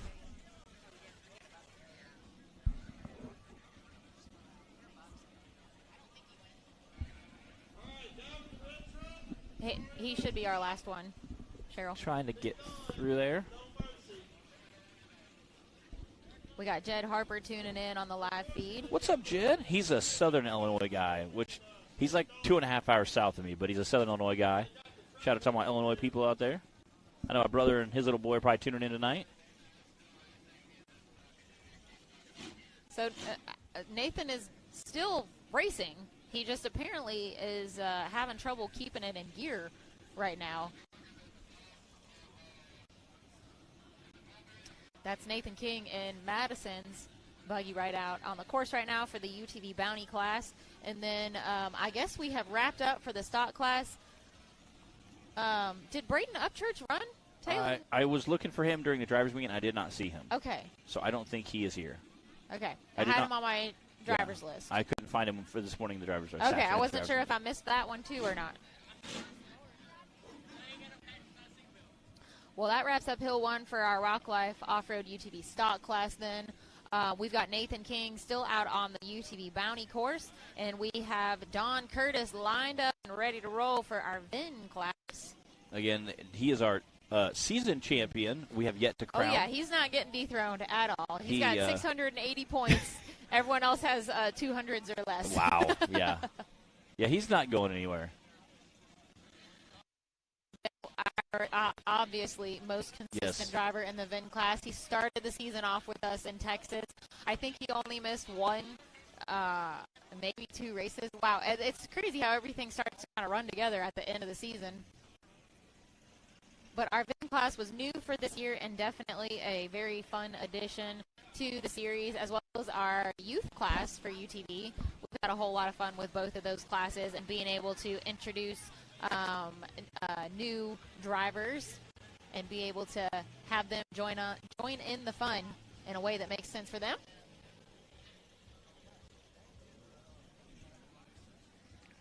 Yeah. Nathan King out of the buggy. So far, nobody else has touched it, so if he can get it working, he can get back in and finish his run. I'm pretty sure that's his dad next to him in the safety like vest going, yeah, you might want to check this right here. Yeah, that right there looks bad. I don't know what he just did, but he seems to be like he's ready to go. And again, he's through the hardest part of the course. I mean, essentially all he has to do is come down a hill and go across the finish line. So I think he should be in the clear. All right, we've got an update. Bobby Upchurch says that Braden did run. Bobby, would you happen to have his time? Yes. That is the one that I am missing here on my list.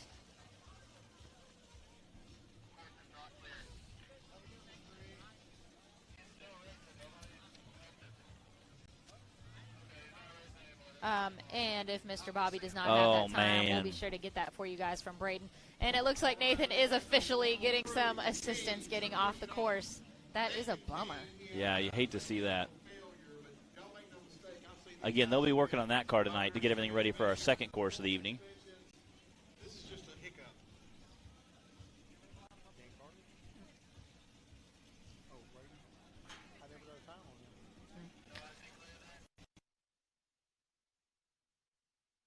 Guessing Madison over there checking on a rig. I didn't even know.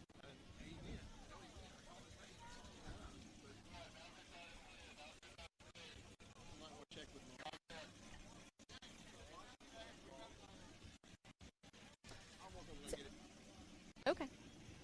Thanks. I see a few other Jeeps pulling over there getting ready for our VIN class. Did we have any late addition? Oh, I see. Is that Colton Hoback? Colton Hoback. Let's see. Let me update my list here. I see Curtis over there. Or Charles, I mean. We've got Don on the starting line, Colton Hoback, Charles CRRS getting lined up. Those are the only 3 I see right now. I think that might be it for our VIN class this weekend.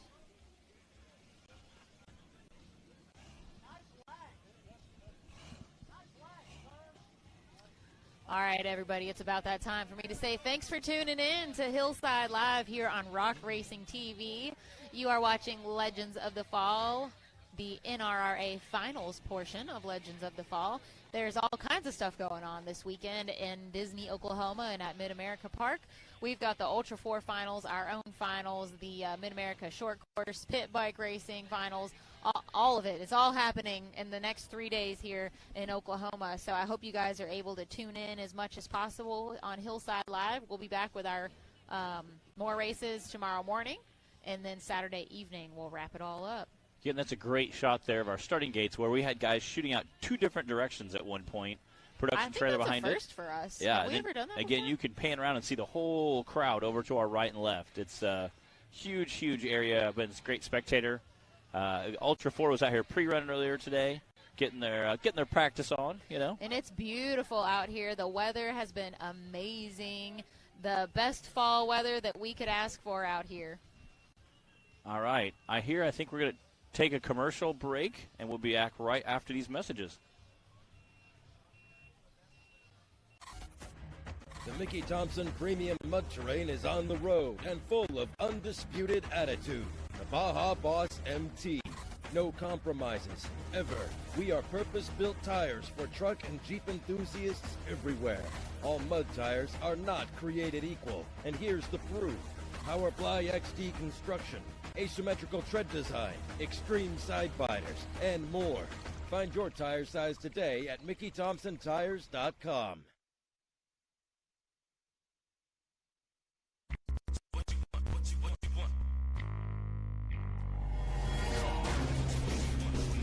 No matter where your ride takes you.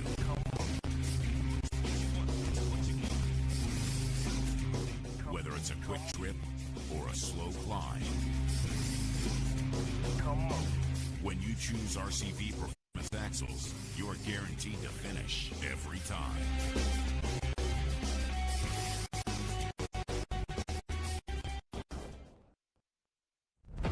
When you're serious about installing the highest quality drivetrain products designed for high horsepower and bigger tires, there's only one choice. So get the power, performance, and confidence that comes with Yukon. Rev it, climb it, and rip it, knowing you're rolling the best in the industry. Built to perform, built to last. Yukon Gear and Axle.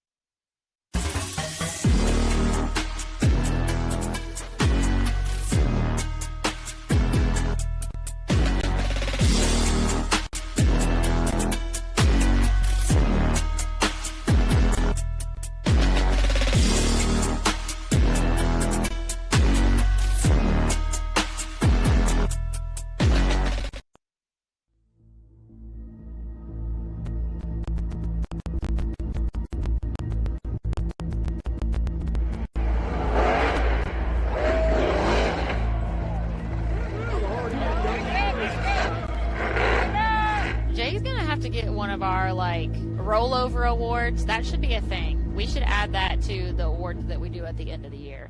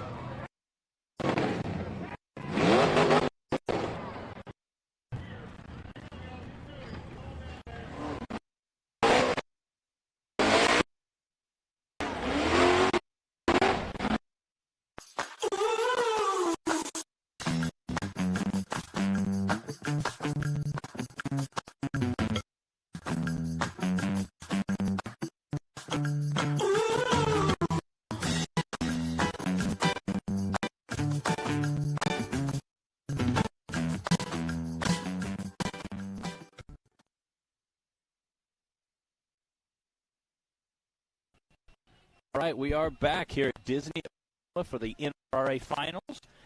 We're also racing this weekend. The Ultra 4 has their finals this weekend here in Disney, Oklahoma. This is kind of where Big Meets Run has kind of helped bring a lot of attention to this park. It's a lot of fun. It's my buddies are here for the first time ever. They said it's very rocky. It's very rocky, but hey, we're not breathing in dust like we Oh, were yes. At our last race. Yes. So I'm pretty sure. You know what is, Matt? My car, just from being parked in the campground for 2 days at Bikini Bottoms, it was so dirty. I got turned away at the car wash. Are you serious? They wouldn't let me go through the car Wow. wash because it had such a layer of dust on it after driving 3.5 hours home. Are you serious? Yes, I pulled up to the car wash window, and the guy was like, "What happened?" What happened? That's literally what he said.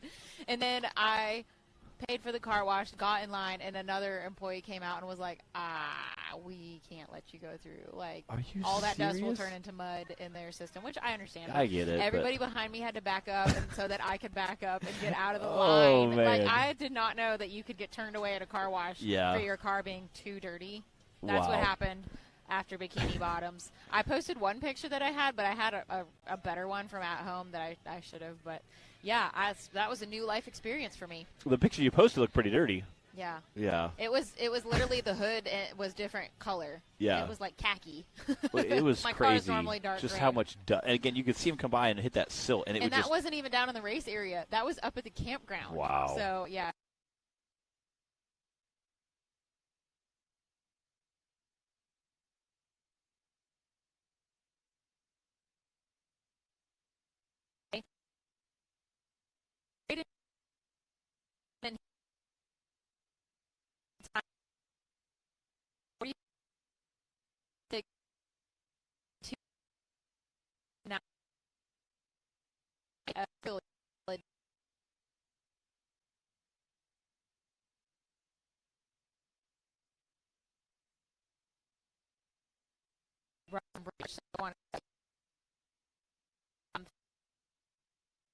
Last time for this.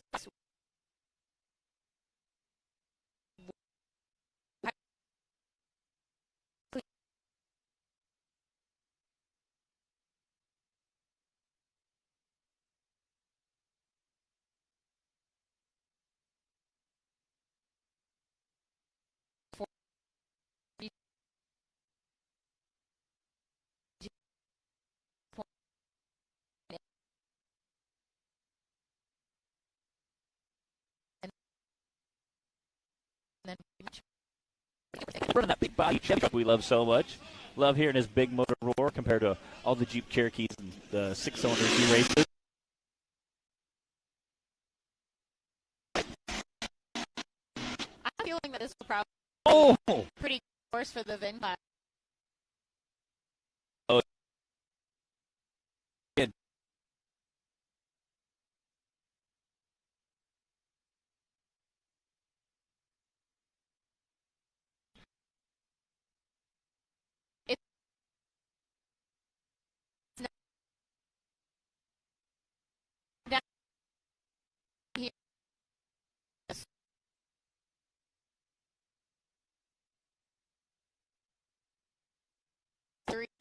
Stuff, but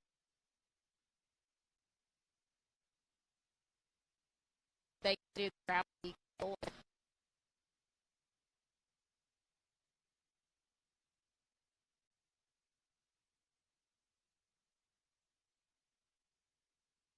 Yeah. Just.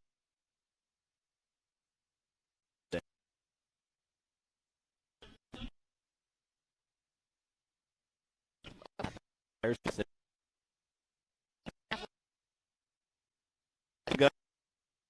Take left. Good. Look. May here to the 2.376. Getting our course clear here, I believe.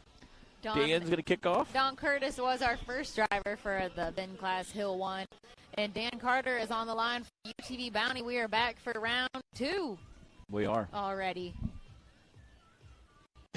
Taylor. I hope y'all are paying attention out here today because we got a whole lot coming at you. we are doing something that we do not normally do in the NRRA, and we're running multiple classes at once. Yes. We've got 2 starting lines, or 2 starting gates. Colton Hoback just took off for the VIN class. We got Dylan Dowler watching online. Dylan, why aren't you out here? For real. Are you out here? Did I just not see you yet? It could go either way, really. I got a 50-50 shot. Yes. Which is funny because it's kind of true. Right now it's so much pain and money. And, again, we don't normally try to put, like, 13 hours of racing into a 4.5-hour window. But kind of exciting, kind of fun, kind of different. We're going to do some night racing here in a little bit. But when we do, Yes. we do it here in Yeah. Disney, Yes. Oklahoma for finals. Colton's making his way through course 1 for the VIN class, and Dan Carter just took off for his second run at Viagra. And, again, you see tons of cameras coming out because this is the first guy to hit this new hard line. Yes, I was just going to correct that. It's not his second run at Viagra. Unfortunately, Viagra got the best of Yes. Dan today. But Dan is our very first driver ever on this new hill that has not been raced on before, the hard hill. We've called it, I heard it's called hard on, so we're just saying the hard line. I'm not calling it that. I refuse. It's bad enough with having Viagra and Cialis and nasty girl out and now here. you have to call it a hard. Like, who in hard what on. drunken stupor were these Yes. hills named? My mother would appreciate that. She's like, you know what? You are a classy lady in mixed company. You do not need to talk like that. Bless her heart. At any rate, Dan Carter does have the distinction of being the first racer ever on this section of this cliffside here.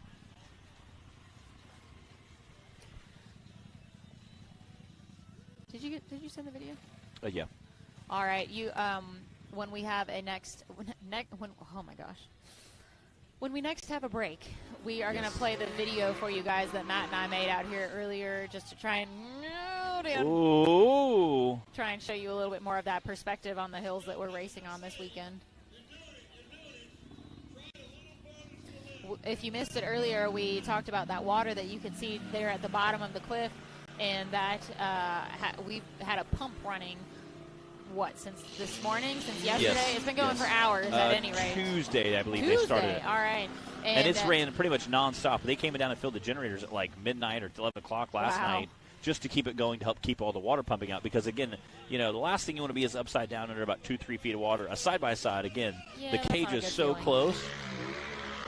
Oh! Boats enter it!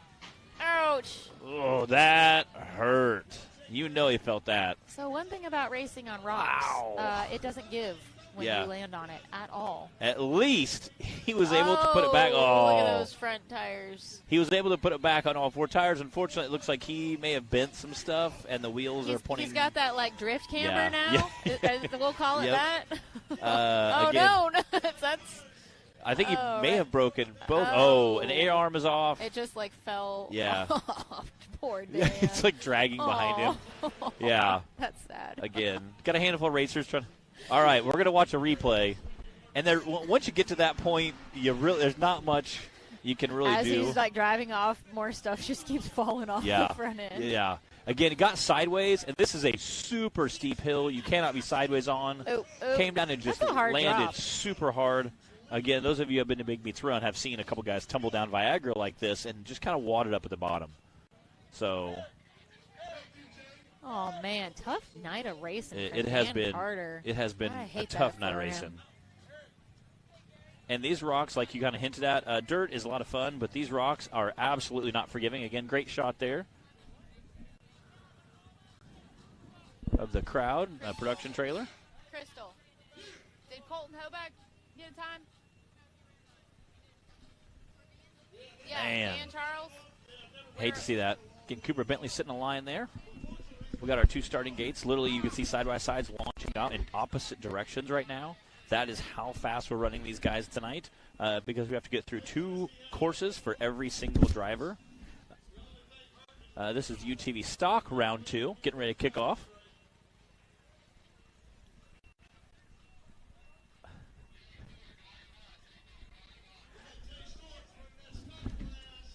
So, again, we got 2 different classes. We got 2 different classes racing out here. We got our UTV stock class, second course of the day, kicking off right now. Rip it off.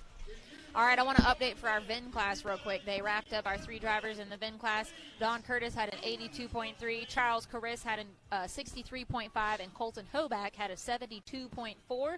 That was Hill 1 for your VIN class. And like Matt said, we just started in on course 2 for the Rock Lake.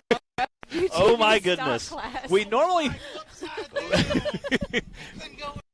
We saw it, Dan. We normally have to bribe our guests with candy to come up here. I'm taking all the candy. We have Dan Carter up here, who's had we were on course number 4 for you in like the last 3 hours. Yeah, I don't know why I signed up for all this. You're thinking, what have I done? You're racing 3 cars in 3 separate classes, which means you're going to have 6 courses in about 4.5 hours. Right, and I've already ran, I think, 3 classes. I don't know. It's just been going by so fast. So that was a rough ride. Oh, there it is. That's that ride of shame we keep talking about. It's like stuff just kept falling off as you were driving. Every time you keep going, another tire, A-arm. Something black piece of something fell off when you landed. Well, I kept telling her, I said, we just got to climb this hill. And she was like, no, I'm ready to go home. I was like, one more baby, one more. Just one for the year. Yeah, so that was it. But it was rough. I'm not hey, gonna lie. when your girl's ready to go home, you gotta know when to call it quits. That's right. Again, heck of a run. So you've done 4 courses, and you got 2 more to go tonight? Right. So I've got that just finished up the UTV Bounty, which I did not finish either hill. So messed us up in points. We were, we were fighting for first and second on the UTV Bounty throughout the year. We held first place for the whole year until Bikini Bottoms, and then, of course, this right here just kind of sealed our fate. So depending on what the other guys on the podium shake out for the championship kind of shake out. Depends on what that does, but we did do fairly well in the UTV stock class. We're sitting in 4th place right now, I believe. And then in the UTV Cup, we were able to give a good solid run. We wasn't that fast, but we weren't able to really check the courses out. Yeah. Because the Ultra 4 course we're classes were still running qualifying today or practicing. Yeah. Right, so, and you still have a UTV Cup Series and a UTV stock class to race today, tonight as well. Right. So we've got 2 more classes, and then we're going to go work on the Rock Life buggy and figure out if we can't put her back together and do it all again tomorrow. Heck yeah. Again, we got still Friday, a race on Friday and a race on Saturday going on. Hey, Dan, your race manager says that you need to go get ready for stock. Yeah, I appreciate you guys having me. We're just trying to eat up the time that it took to get the on the course. Yeah. Thanks for coming to chat with us, We Dan. appreciate it. Thank you, guys.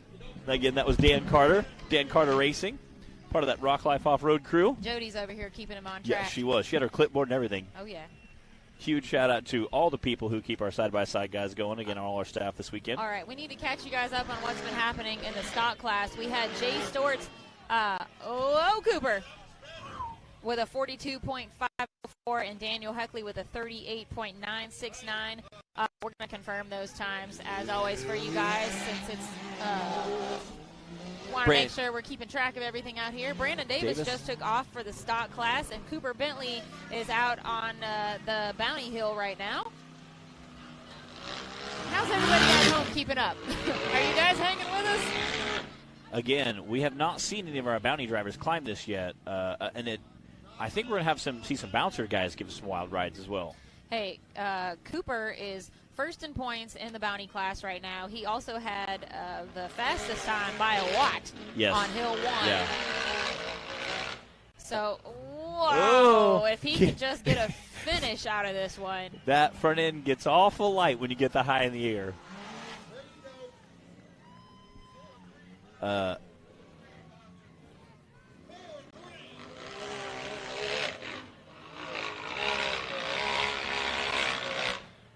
Brandon Davis just had a 43.524 in the stock class. We are on Hill 2, Course 2 for all of our classes right now. Again, I just seen Dylan Patton from D-Pat's Photography sprinting across to kind of get a cool vertical shot of that rock bouncer being straight vertical. Hey, now's the time. Again, awesome shot. And with the water slinging off the tires. Very, very cool picture. Cody Kaysen just took off for the stock class. Again, he is blazing through there. Again, Cody our fastest time on the stock class earlier as well? He was not. Daniel Heckley was. Oh, but Daniel Cody Heckley is first in points in the stock class coming into this weekend. Okay, heck of a quick time. Wow. Again, giving a little wild ride over here. Looks like Cooper wants to live to fight another day and be able to. Okay, so Cooper was first in points and Dan was second. Okay. Now that Dan DNF'd on both of the Bounty Hills, Cooper obviously is choosing to take the more conservative route and instead of breaking something, know that he's kind of pretty comfortable with his lead right now. I see Wade getting backed in over there. They must have found enough parts to get him going again.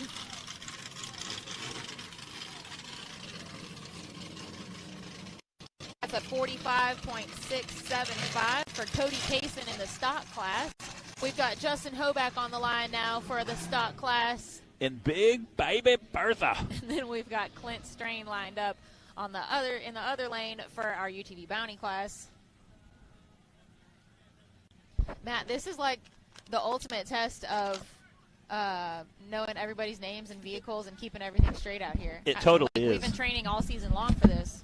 I still don't know how well we're doing. We try, guys. We try.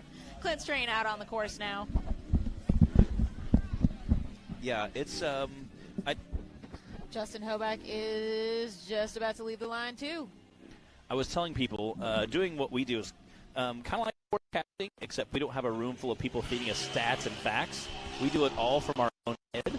So me and Bree definitely have to stay on point, try to keep everything going. So we appreciate all the people doing that for us and help keep us honest when we get things wrong. But we try to be the best at that, trying to make sure we keep all of our facts straight, correct, and accurate. Because, again, we don't have a room full of statisticians. It's just he Clint climbed Strain, it. the first one to climb the hard hill out here. The hard hill out I here? refuse. Yeah.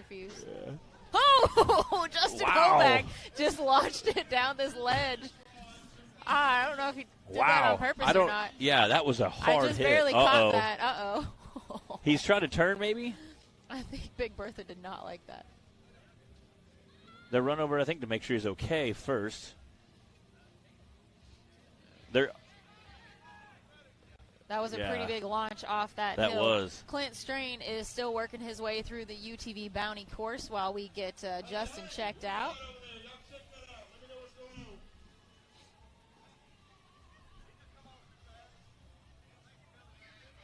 Yeah, he definitely bellied on that hard. I would say definitely at least knocked the wind out of him. Again, we have our Clint coming back through. When you land on your skid plate. I know. It hurts.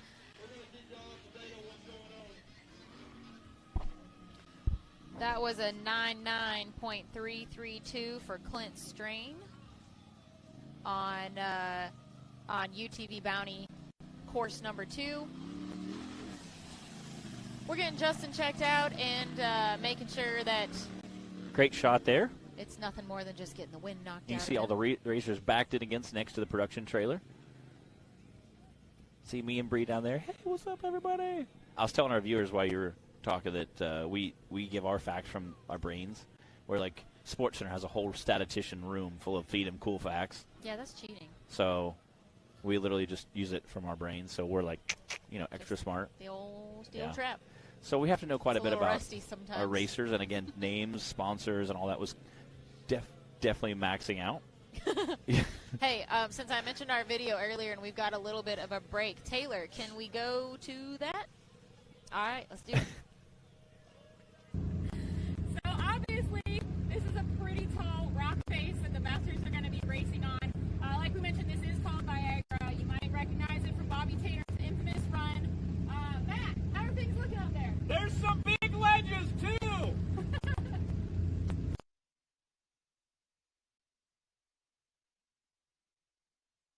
In true rock bouncer form, we have several different courses we'll be racing today. Some a little more gnarly than others. That's right. We are going to be doing a never-been-run section of this rocky cliffside behind us. It doesn't really have a name yet. There's been some tossed about, but I don't know if we've settled on one. It's going to be this right here. You can see to the right of the banners that are up there. And they're actually having running right now just drain some of the water out from down below at the bottom of the cliffside, because obviously safety is a huge factor, as always, and we want to make sure that there's not any extra danger to the drivers if a rollover were to happen or anything like that. So they've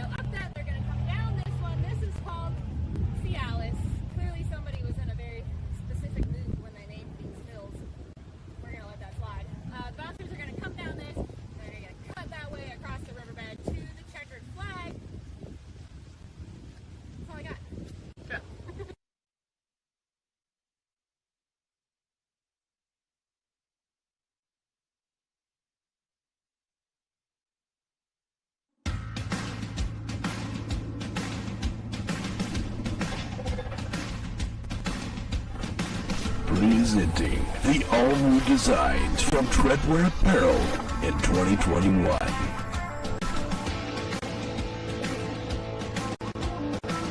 Visions are better at the top. More throttle than brake, more balls than brains. If you're gonna win, you're gonna need these. Life is better topless. The NRRA official flag shirts. Real trucks don't have spark plugs. No guts, no glory. Definitely no story. Grab yourself some new merch today.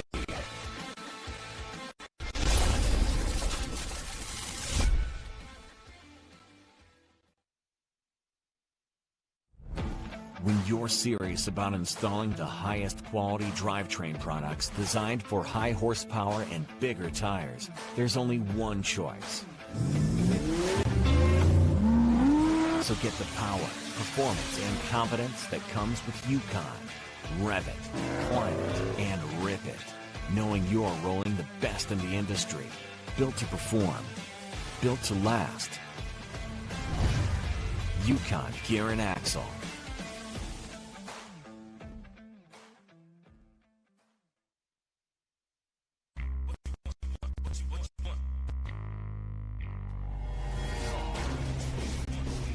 No matter where your ride takes you.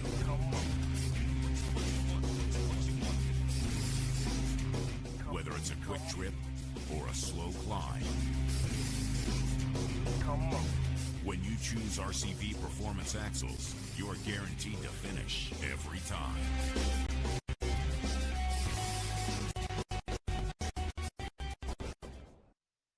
Rebirthed from the depths of Baja, Mickey Thompson Tires announces a new American mud terrain legend. The new Baja Legend MTZ. Silica reinforced T4 tread compound. Power ply 3-ply construction. Improved 4-pitch side biters. Proven MTZ tread styling for undisputed traction. 35 different sizes, and one is just waiting for your rig. The Baja Legend MTZ.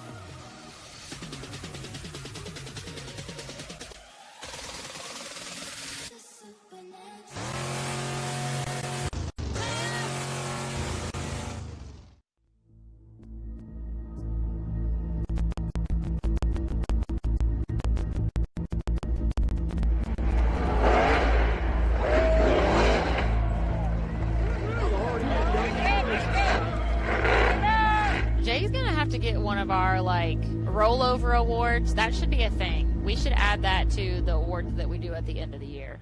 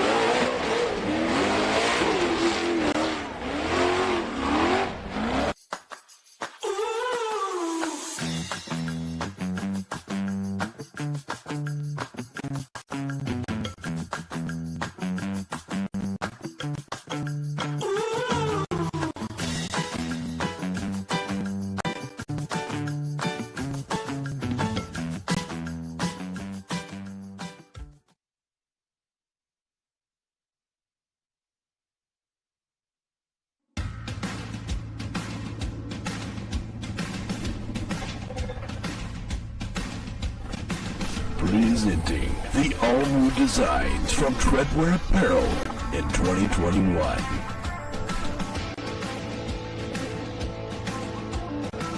Visions are better at the top. More throttle than brake, more balls than brains. If you're gonna win, you're gonna need these. Life is better topless. The NRRA official flag shirts. Real trucks don't have spark plugs. No guts, no glory. Definitely no story. Your girlfriend likes a one-out bouncer. Grab yourself some new merch today.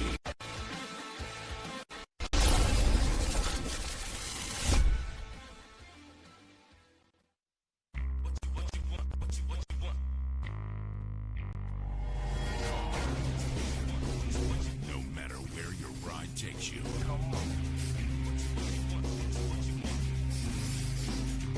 Whether it's a quick trip or a slow climb. When you choose RCV Performance Axles, you're guaranteed to finish every time.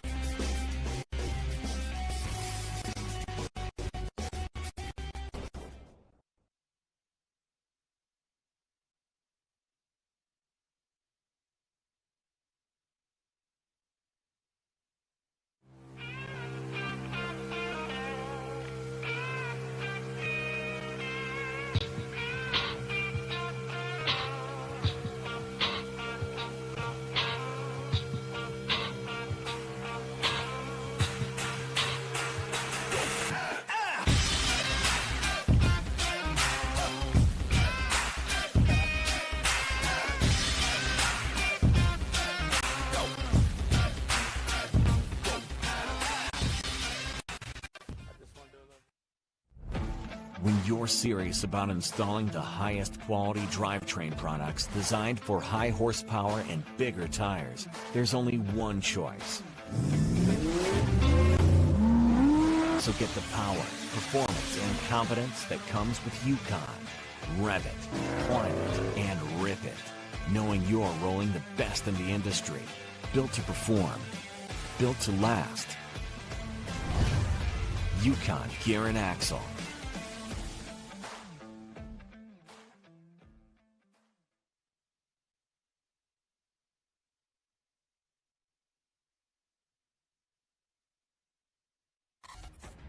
The Mickey Thompson Premium Mud Terrain is on the road and full of undisputed attitude. Baja Boss MT. No compromises, ever. We are purpose-built tires for truck and Jeep enthusiasts everywhere. All mud tires are not created equal, and here's the proof. Powerfly XD construction, asymmetrical tread design, extreme side biters, and more. Find your tire size today at MickeyThompsonTires.com.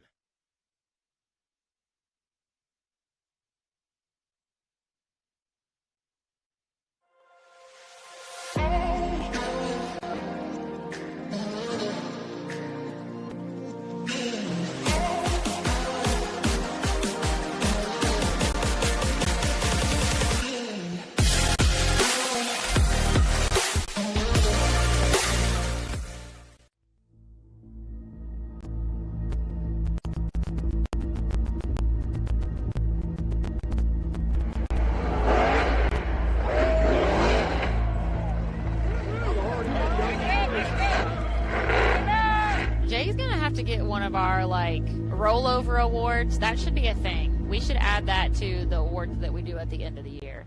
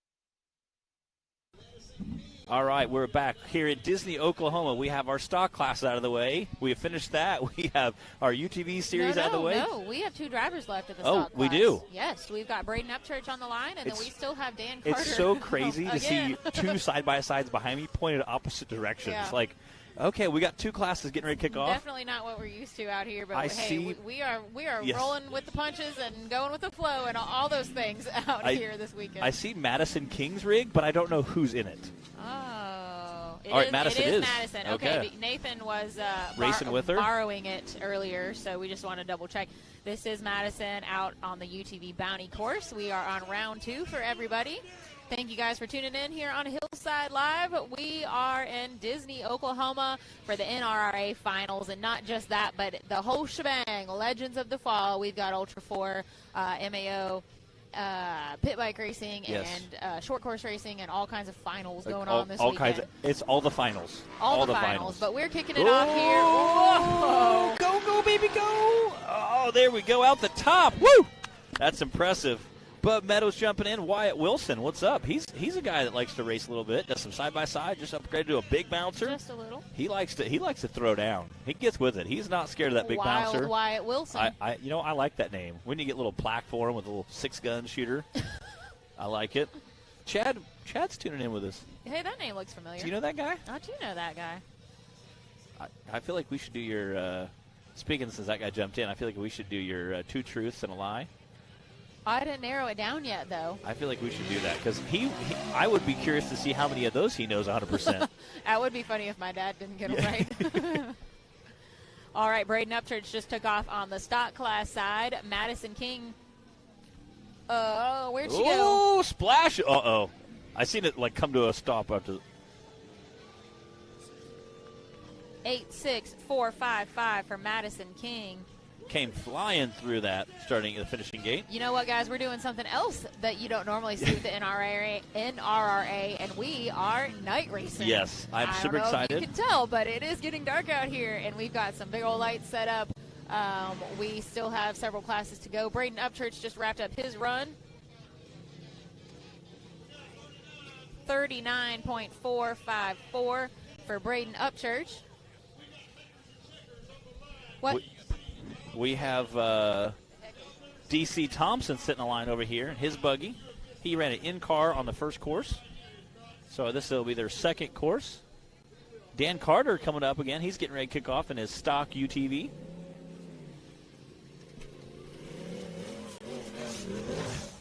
Again, DC taking off right as Dan's pulling up to the line. It's crazy to see the photographers with their reflective vest on. We actually see them see the reflected part now. It's also crazy how bright these lights in the trailer are at night. Yeah, they are. They are. It's kind of crazy. We're not quite used to this. Yes.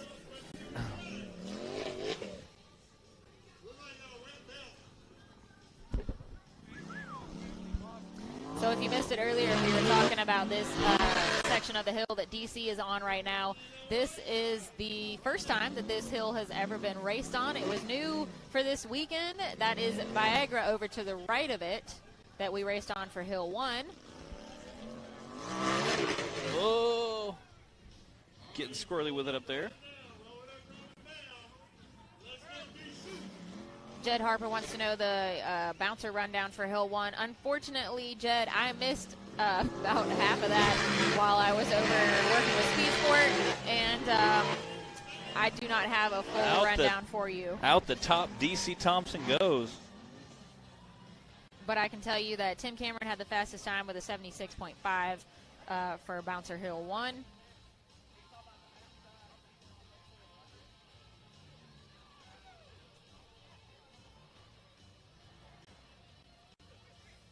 Did we have anyone run for Randall Key or John Hammett? I do not believe so.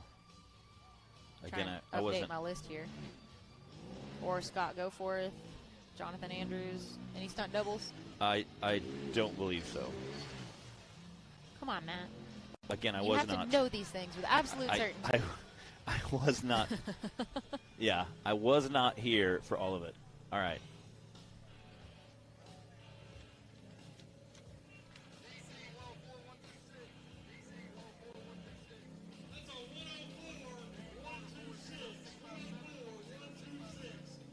All right, Dan Carter just finished stock class with a 40.657, and DC Thompson with a 104.126. In the bounty class. All right, let's see who our next victim racer is pulling up to the line here. Our next victim. Bob Meadows is 10 minutes out. Hopefully Cat Hill too. Yeah, I'd say so. Well, that depends on if you're 10 minutes out from like Disney in general. Or the race course. Or the race course. 10 minutes two out. Very different things. 10 minutes out means you're at the course coming down. I spent a large portion of today trying to just get around out here, and I actually got lost. Poor Cooper and Wade were with me, and I got us lost trying to find the campground.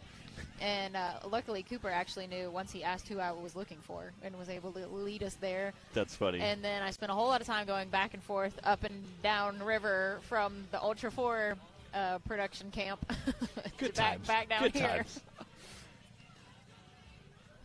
Uh-oh. JT Taylor over there doing, he's the tech director for Ultra 4, race director. He is kind of a rock star. He's been around doing that for, he's an OG racer, as they call him. He's one of the originals for the Ultra 4 series, one of the 13 OGs.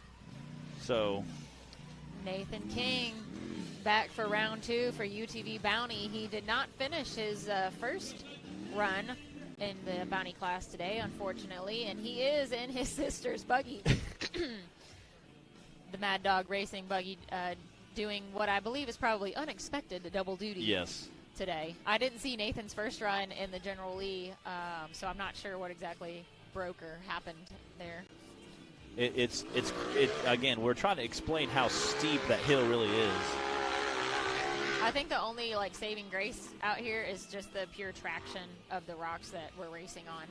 This park is a lot different from the terrain that we're used to, in that it's just pure rock, which is a nice break from all the dust that we breathed in at Bikini Bottoms. That's for sure. So you can see from that drone shot there, we're down in like a riverbed area, and it is pure rock. That traction can be good or it can be bad. It can be very bad. Matt, I missed our youth class run-in earlier. We started things off with them today. They were the very first this evening. Were there any notable moments from the youth class? Well, or did everyone just come out and rock and roll like little professionals? We had lots and lots of racers and crew people, production, working around when they kicked off.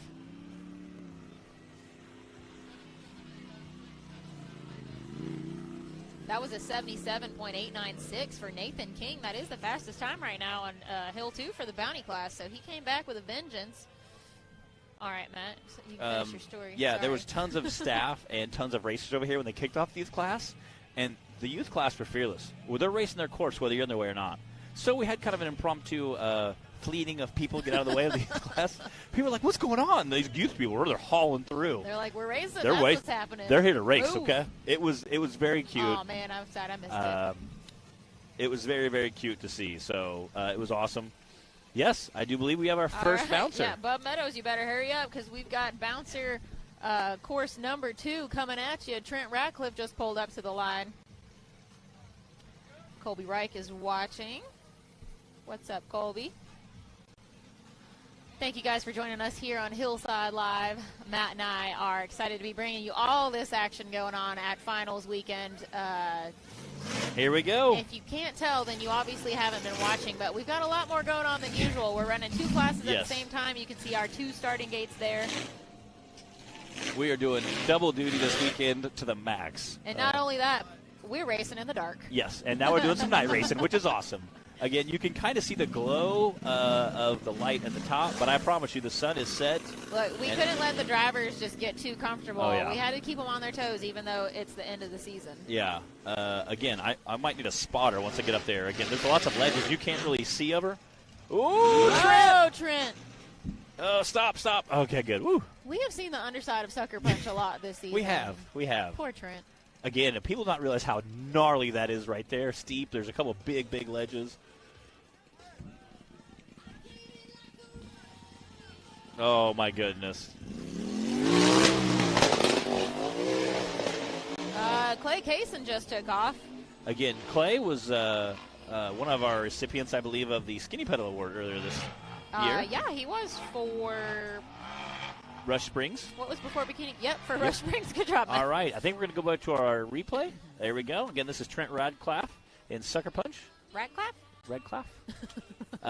Man, just got a little Trent bit. Radcliffe falling down the cliff there. Yeah, it really is. Uh-oh. Got a little bit sideways there, and again, this is so steep. There is zero tolerance for any kind of angle there. So, all right, Kaysen is flying through there.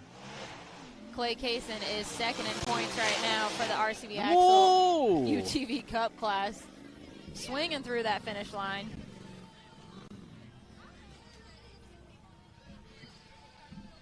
Wow. Did he say 080? I believe so. 43080. All right, that was, 43.080 for Clay Kaysen, setting the bar high for the UTV Cup class round 2.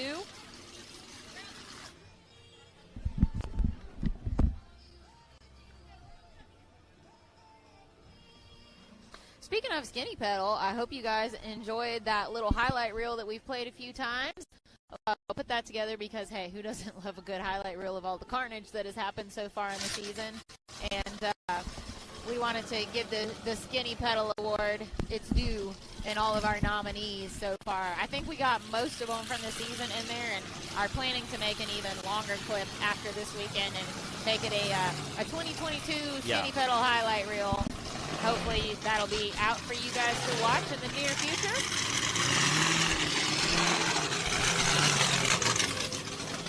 All right. Again, it is pretty dark out here. You can see a lot of light from the bouncers. Again, it's going to be a little interesting doing this at night versus daytime. It's been a hot minute since I did a night race. It has been. It's been a while. I think Rush was the last one. Like 2 years ago. Yeah. Getting JT running up there. But speaking of Skinny Pedal, Matt, we have to be sure to be noting the nominees for this weekend. Yes. And we'll have a lot more opportunities than usual since we're doing twice as much racing. And I think we'll have twice as much crashing here. These rocks do not forgive. My brother has a sticker on one of his crawlers, and it says, "Rocks forgive," or "Jesus forgives, rocks don't." And I was like, yeah, it's pretty accurate. Yep. Tyler Bradley just took off for a UTV Cup class. Wade Good is on the line. All right. He's back. He is back. Fixed it. Again, he was trying to get that tie rod done.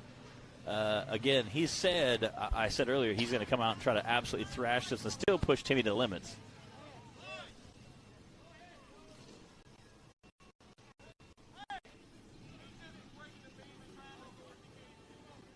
All right, I think I just heard that Wade is just breaking the beam. All right. Okay. He might even be, quote-unquote, attempting the course. And again, we have said for years, attempting the course is kind of a vague statement. We look for what we call a college try. Again, it's, we try to do the best we can, so.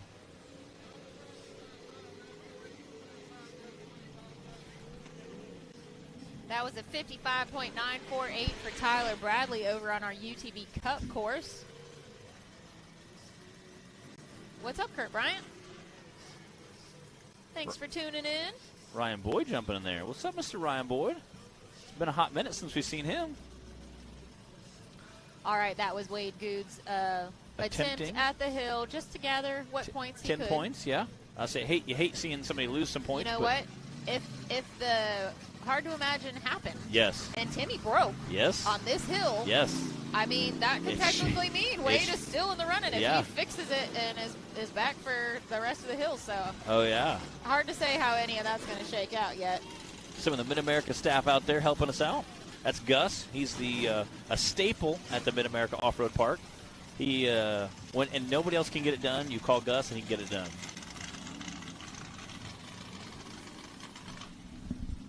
Madison King coming up.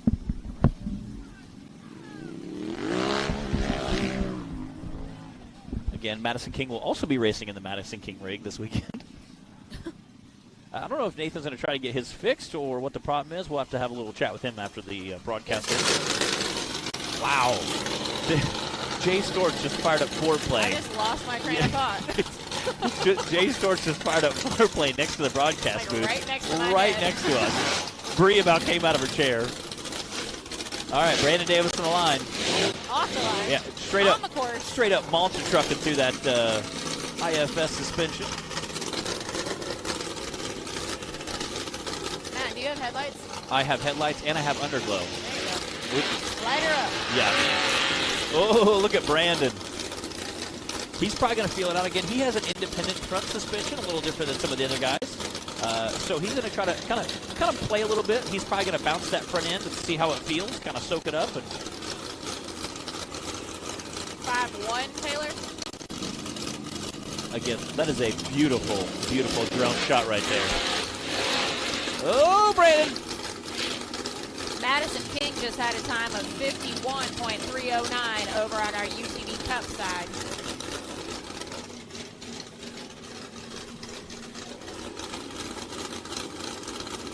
Again, we've seen a few rollovers on this. I think we've only seen, what, one side-by-side make it so far?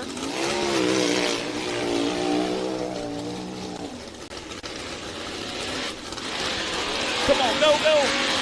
Oh, so close. Again, what's crazy, he's getting wet tires and then putting on them on a slick rock. It doesn't end well, usually. And obviously, kind of crazy getting a little sideways with it.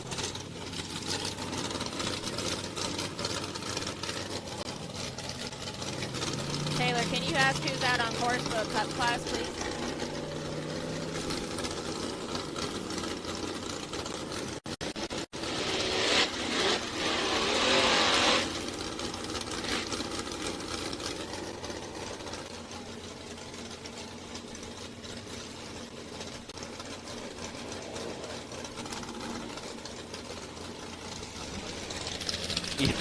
For real.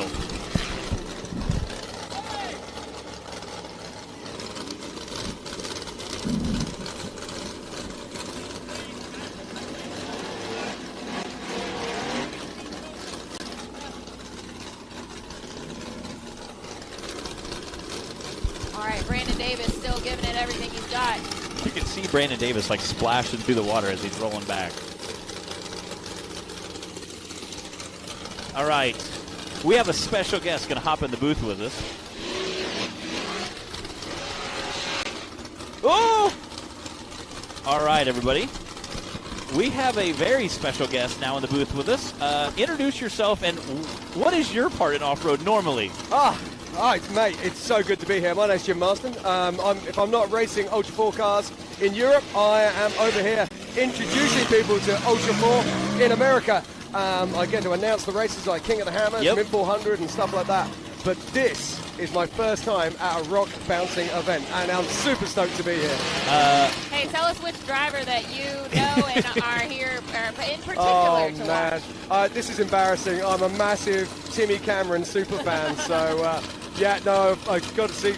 I met Timmy back in 2015, and, hey, we've all seen the videos. We've all watched the cars. The man's a legend. So, I'm really excited to see him race here today. Yeah, it was awesome. And that's so funny because most of the fans of rock bouncing kind of get into it because they're like, I've seen Tim Cameron on YouTube and I want to come check it out at a race. And they go, this is so awesome. They come out, they meet the fans, they meet the drivers. You start hanging out, eating and drinking and goofing off. And we have an absolute, and our Ultra 4 family is very similar to the rock bouncing family. Everybody come on, or if you need a nut, you need a bolt, whatever, you need a cheeseburger, come on over, we'll figure it out. Absolutely. I'm finding that out today and just walking around the pits and seeing all the different vehicles and the different cars. And everyone's warm and friendly. They want to tell you about what's going on. And you nailed it. It's a family. And everybody's there. Everyone's helping. I mean, like, Wade's broken the car now, and which is really sad to see. Yeah. But there's guys down there, and they're trying to work on solutions so he can be back out here tomorrow. And I promise you he will be. Again, that was Brandon Davis who just ran in an independent front suspension car that Tim Cameron has built. Yep. And Tim Cameron last year, again, he runs an independent suspension. So normally we kind of use small rocks to bounce over big rocks. Independent suspension soaks that up a lot more, so you kind of have to kind of pick your course a little differently. It's very interesting for us as well. We never run at night, where like King of Hammers, as you talked about, we those guys run. They start at like in the morning and they run until 11 o'clock at night sometimes. Can do, yeah. I mean, King of the Hammers is a 14-hour race, so we actually start at at 8 o'clock in the morning and run open course for 14 hours. So it's a very different kind of racing. I mean, rock bouncing, of course, we're talking about a few seconds, you know? We've had times where 12 to 14 seconds is the fastest time of the day. 12 seconds, you just need the car to hold together for 12 seconds, push it as hard as fast as you can. Again, explain how that differs from Ultra 4 to rock bouncing. Well, it's completely different. I mean, this year what we're going to be doing here in this park, we're going to be doing an hour-and-a-half race plus 1 lap. Okay. So we're going to be, the lap is around about 5 miles, whereas your guys here are racing literally a couple hundred yards. Yeah. So we're going to be doing a 5-mile lap, and then it's an hour-and-a-half of that, and then literally as the hour-and-a-half finishes, they get a last lap. One last lap. So we're reckoning they're going to probably be 8 to 9 laps inside that 8. And is that all classes? Yeah, well, what we're going to be doing is we're going to be running our UTV race, which is our 4900 class. They're going to be going out separately. Then we're going the 45s, 46, and 48s, which is our stocks, our stock modifieds, and our legends classes. Okay.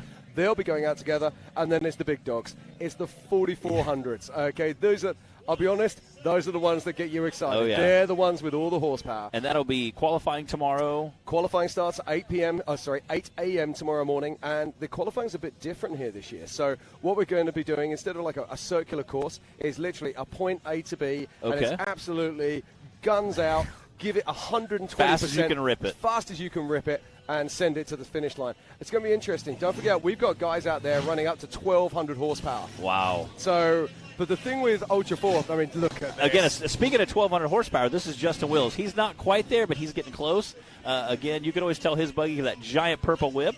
I think he picked a good event to get the whip back on there. He usually runs it at when he runs King of Hammers. He'll come out and do the shootout and has that giant purple whip. He's one of our seasoned drivers. He was battling for that third place, had a DNF a few races ago, but him, Brandon Davis, and Daniel Heckley, we literally had like a 3-way bet going on at some of the races for who's going to come in third because Timmy and Wade have kind of locked down first and second. So Justin is in the 5th place. Oh, reverse, buddy! Boy. Oh. He's 5th in points right now, coming into this weekend. I don't know how much, if it's too much wiggle room there. I don't know. It all depends on Daniel and Brandon. We'll see. But Justin's definitely, he's got that top 5 right now. Oh, reverse! Justin! No, get on the wheels, There we go, he's back on his tires! Woo! Nice save. Hey, I think that might be a skinny pedal. That is. What's up, Josh Cochran? All right, I do have a couple updates for us. So we had DC Thompson with a 167.201 in our UTV Cup class. He got a little confused, went the wrong way, was able to come back down and correct it. That's why he's got a pretty long time there. But it kind of sounds like bikini bottoms. Yeah, Hey, he figured it out. He got his time. And then we had Chicky Barton running for Wyatt Wilson with a 54.213. That's what was happening in our UTV Cup class. Oh, man. Justin Wheel is not happy right now. Chicky Barton's a name that I recognize from KOH from a few years back. He ran into a third position, I think, in 2015. Something like that. Yeah, something like that. Yeah, so. I think he's raced with us like 3 times now or something. Yeah, so fun to have him kind of cross genres there. Yeah, well, he's not raced with us for quite some time, so it's great to hear he's still out there and involved in rock sports. His son, Axel, has raced in our youth class as well. Like twice with us. Yeah, a couple times, yeah. Again, it's also kind of neat to see how components from rock bouncing have started to move into Ultra 4. Yeah, and vice versa. Yeah, and components from Ultra 4 are starting to work their way into more techniques of their racing. We've kind of started to mash over again. If you've seen Tim Cameron's rig at all with the aluminum trailing arms, and you see his truck this year looks more like a desert truck or like an Ultra 4 car. Again, we've been adding a lot more jumps. This is not a normal course for us. We've been adding a lot more jumps this year, a lot more turns, ups and downs. So it is a little bit longer course compared to some of the courses we're used to in the past, where you get a couple minutes of run time versus we've had some where literally you're going to see on Saturday with Nasty Girl, literally it's 50 feet and a long hill. Fastest time wins. So. All right, we've got Jack Porter out on the course now for our bouncer class. And Taylor, can you tell me the time? Okay. Jack Porter, again, has a brand-new transmission. Fritz hooked him up. Fritz's transmission hooked him up with a brand-new transmission this week. He spent all week getting it put in. Did Jack finish Hill 1? Yes, he did. Okay. So, again, brand-new transmission. His motor is set to kill. He had some new injectors put in last week and has it running awesome. Super great. Got to talk to him a little bit. Again, his transmission should be able to hold all the horsepowers he puts to it. Oh, buddy. Yes, but what about the rest of the budget? Yeah, I don't know. No bets on that. Now, Matt, I'm completely new to this. I'm guessing that they have a DNF time that they have to work to. Yeah, again, each course varies, and usually we'll try to look at the course and set the DNF time before the course. And usually, now if we have 2 or 3 runs that take a lot longer, Clyde will usually give us an allowance. Go, hey, listen, we'll try to help you guys out a little bit. If we have some faster guys that are making longer times, Clyde knows, hey, listen, this is going to be a longer course today. If we have something that's going to be super difficult, this one we were literally just scoping the hills out earlier this week, and Clyde was like, yeah, that's going to be a race course for us. And we're like, what? I'm sorry, huh? And he's like, yeah, it's never been climbed. Why don't we put a race to it? You know, so it's kind of neat to see a hill that's never been climbed by anyone ever, and we're going to go hit second and third gear as we're climbing up it. Like, solid. Yeah, so fantastic. 2.5 minutes to 4.5 minutes is usually the range we try to stay at. It's usually about 3 is our average. 2.5 minutes to about 4.5 minutes is kind of what we range at, depending on. Jack! No. And again, we've seen 3 or 4 rollovers now with the big bouncers in this class. Again, that's if you're chasing points, that's a great time to leap out front. Again, if you're trying to save the rig, this is our second course. We still have 2 more days of racing. So do you play it a little safer? You know, and again, you kind of have to kind of balance it out because we do have 4, and also where your points at kind of play in the back of your head too. So now we have 4 days of racing where you kind of. Yeah, I got it. And also, I'm just looking at this now. I mean, obviously, if you're later in the pack running here, there's going to be a lot more water on that hill. That's going to affect your grip and the way you're going to approach it. Yeah. So it's going to be interesting to see how the late runners like Timmy, how they deal with that. And speaking of Timmy, normally, all right, we got a replay here. We're going to cut back to. Hey, Taylor, while we watch that replay, could you get Dan Carter's time? Again, you can see him kind of just get off an angle a little bit, and really once that's such a steep angle there. Once you're off camber, it's going to carry you. You hate to see it. We've seen Dan Carter almost the same thing earlier. Trying to get Dan Carter's time here. I want to give the UTV Cup guys their due. Oh, yeah. And again, it sounds like we got another one taking off the line over there. I can't even hear the radio over all the motors we've got right now. I see an 01 on the door. That Mr. Nathan King. I heard the before horn. I saw. Yes, the General Lee. Again, they're getting the Venom Buggy flip back over out there. Hey, Taylor, you could bring it back to us so we can let everybody see our nice guest commentators. Yes. There we go. What's up? Again, these are our little confidence monitors, so we can see, we're not like picking our nose when they cut back to us. So luckily, Taylor's pretty good about. Is that what they're for, Matt? Yes, that's exactly what they're for. It works. Taylor usually gives us a heads up. He'll give us like a 3, 2, 1 countdown. That way, we're not just in the middle of like eating a cheeseburger or something. Yeah. Same thing. Same deal as that. Happens. Yeah. And Hammers again. Like we've had a couple races where we go longer. Hammers, you're on the air for 14 plus hours. Yeah, I say plus because sometimes you have some guys on course that will not be an official finisher. And I've heard Dave Cole out of his mouth go, "I'm not going to tell those guys they can't finish." Like, hey, don't look now, but. Yeah. Oh, yeah. I'll get all excited. Yeah. Timmy. Speaking of Timmy Cameron, so we draw numbers live on Facebook the week before, and that gives our drivers lineup. On the first course, we do odds, and the second course we do even. So 1, 3, 5, and then we'll do the second half. Will be 2, 4, 6, 8. That's our first course. The second course of the day, we flip those, so the evens go first, and then the odds. Gotcha. However. Clyde is a fan of the number 13. That's my race number, so we all kind of share a passion for that. The number 13, whoever draws that, gets that kind of a lucky fun draw. You get to choose to go first on the courses, at the 13th spot, or last on the courses. That's cool. It is very cool. So now it kind of puts it in your fate. Do you want to go first? Do you want to go last? Like on a course like this, these rocks aren't going to change all day. They haven't changed in 20 years. Where a dirt course, you start going fast, gets rutted up, you might have ruts. So, like last weekend, we were at Dyersburg at Bikini Bottoms Off-Road Park. It got so rutted out. Justin Wills, the last guy to go, he couldn't even climb the hill. It was so rutted out. So it was really loose, big dust on top, and it was just churned up and chewed off. And, the hill totally changed. So now it kind of that number 13 lucky draw puts you in the hot seat of choosing your own destiny. So Timmy said, hey, you know what? These aren't going to change any. Let me go last. I want to see what everybody else does. See what lines they take. And again, with us, all the guys are sticking out here, hanging out, having a good time, and they can sit and watch the course and go, okay, hey, this guy went far right, kind of hooked back. All these hills usually have names, and I know the hill that next to this is called Viagra. Yes. So what's this one called? So we have Viagra directly behind us. To our right is Cialis. The left, they gave that one a hard-on is the name they gave it since we have Viagra and Cialis. Disapprove. Yes. Bree just said it was a hard hill. It's a very hard hill. All of these names combined It's He just said too much. it's a hard one. Hey, I come from Hammers. We have some interesting names out there. So again, it's going to be a lot of fun. Like I said, this is day 1 of 3 days of racing. Plus, we have on Saturday night, we have our awards banquet and Ultra 4 awards banquet now put together. I can only imagine the pandemonium is going to happen there. Yeah, I mean, Speaking of pandemonium, Daniel Heckley out on the course now. Daniel is 3rd in points coming into this weekend overall for the season in the Branik Motorsports Bouncer Cup class. Again, you can see all the water to the left. He picked a line about 20 feet to the right. And if you notice at the top of your screen, you're going to see a red flag. Oh! Ooh, buddy. That is a risky That is ride. a wild ride. Again, you can see that flag. He started off approaching 20, 30 feet to the far right. You can kind of see it behind us. If we turn around, you can kind of see the run. And again, just kind of sending it the best he can.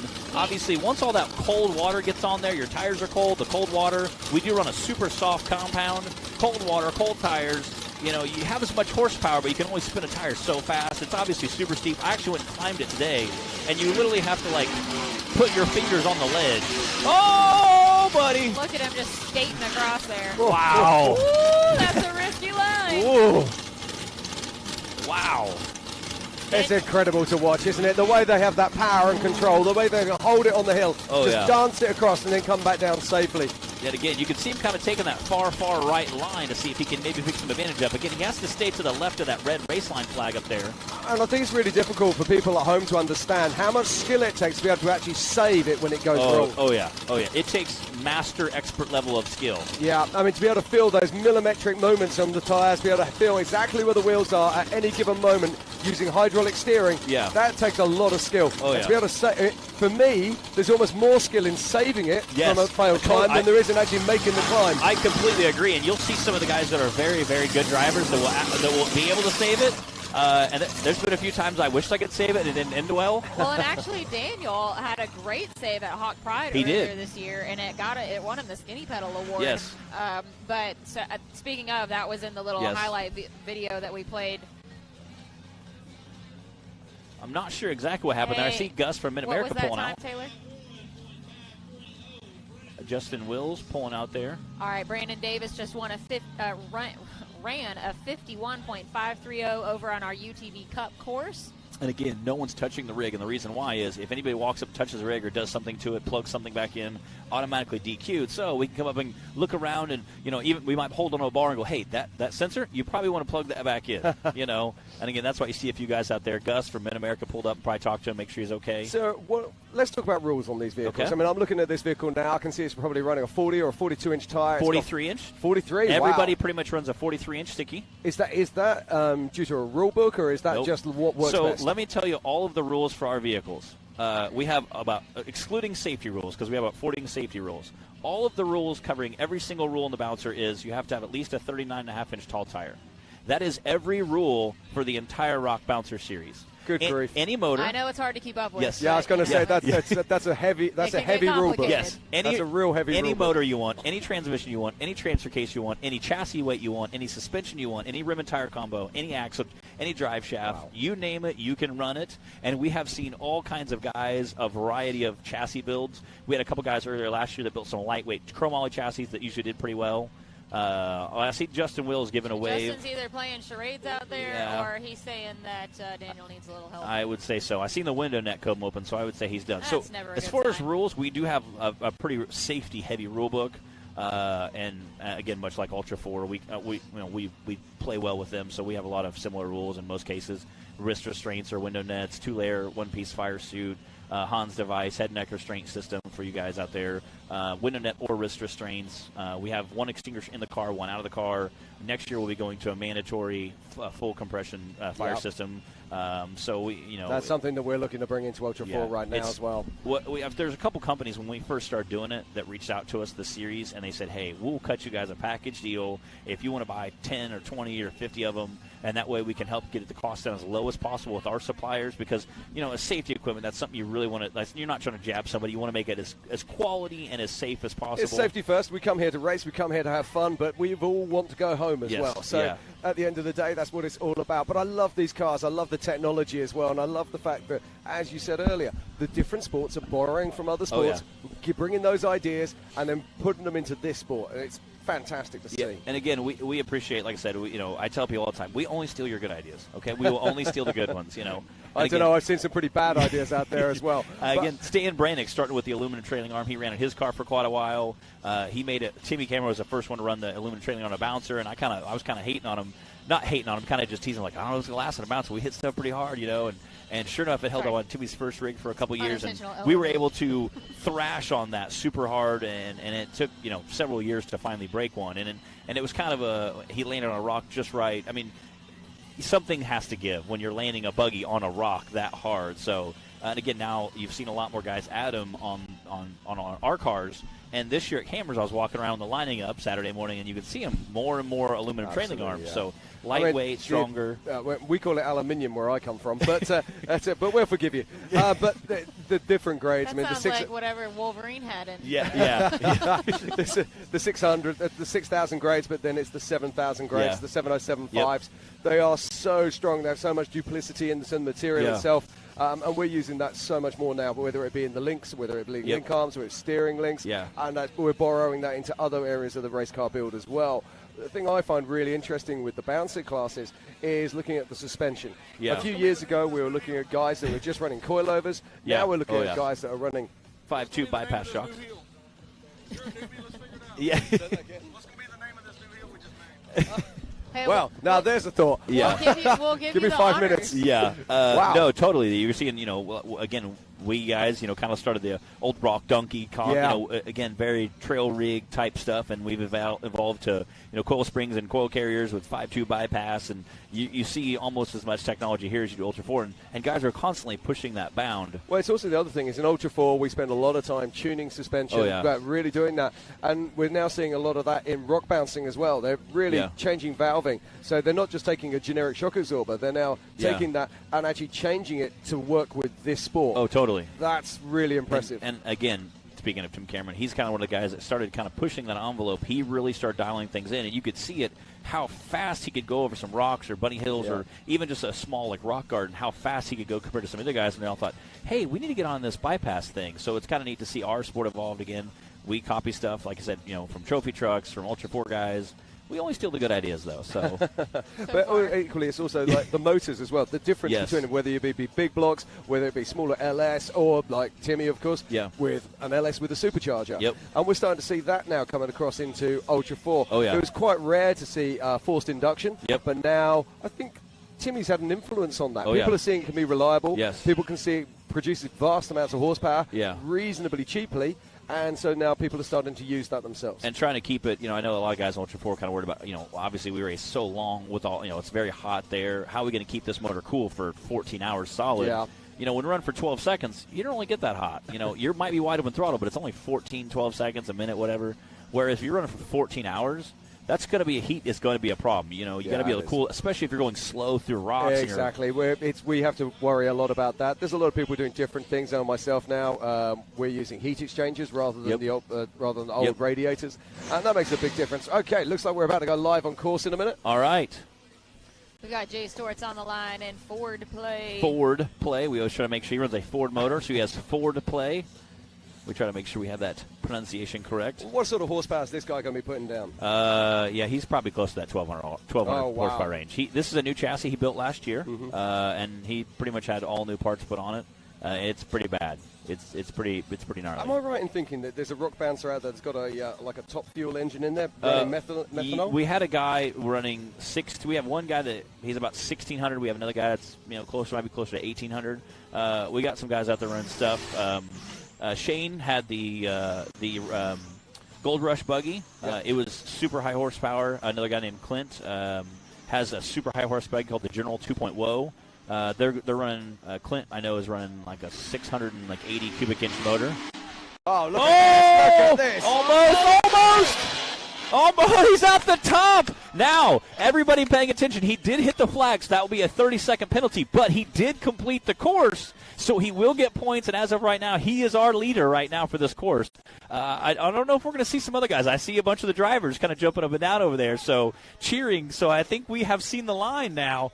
again, anytime you hit a flag in our series racing, it's an automatic 30-second penalty, which normally, if you have a lot of fast times, could push you way back. He is the only guy to complete the course right now. Again, putting that 1,200 horsepower to work. So, but we're just watching him out on course now. He's got to make his way round the back and come back round to here to actually complete course. Yes, now you can see him coming across right there through the finish line.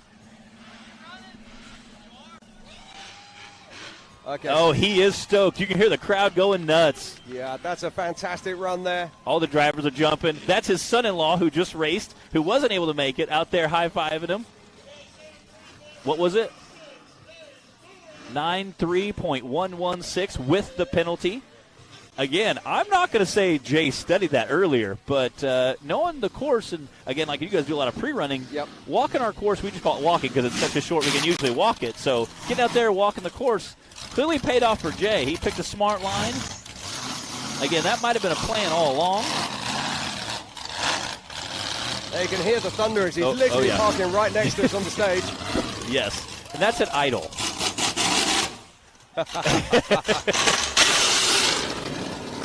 Yeah. I'm very pleased I've got headphones on right now. Yeah. Now, the interesting thing about this hill, when you look at it on the camera, is you can't actually see the shape. It's actually got like a large bowl, and then it has like a sticking out jut. Yeah. And he's just gone up the center of that jut line. Yeah. That's impressive.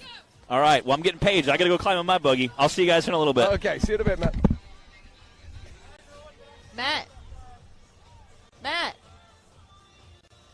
Matt, it's the end of the season, dude. Let it all hang out. No, come on.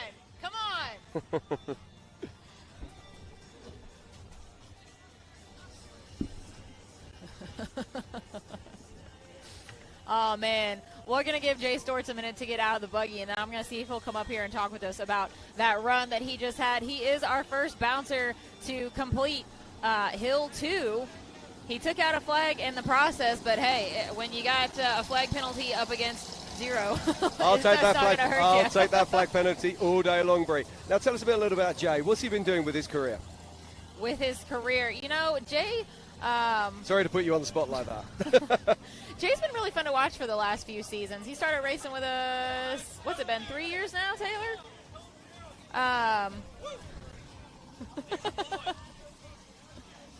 Okay. Matt's getting hyped up. Okay, and, this looks like, is this Timmy lining up? I can't tell. I'll tell you in a moment. There's so much going on. We've got Jay. Yeah, there's a huge Timmy. celebration happening over here. I want to get Jay up here and talk to us. You were asking about his background. He just started racing UTV stock with us this season as well, so he's branched out from the bouncer, and that's been fun to watch. He's actually, I'll have to look back in here and see how the points ended up, but he's done really well in our UTV stock. Is he one of our younger drivers in this class, or? I wouldn't say so. Okay. No See, I'm showing my naivety. This is why I'm asking. All right, we are into round 2 for the VIN class. Don Curtis just took off.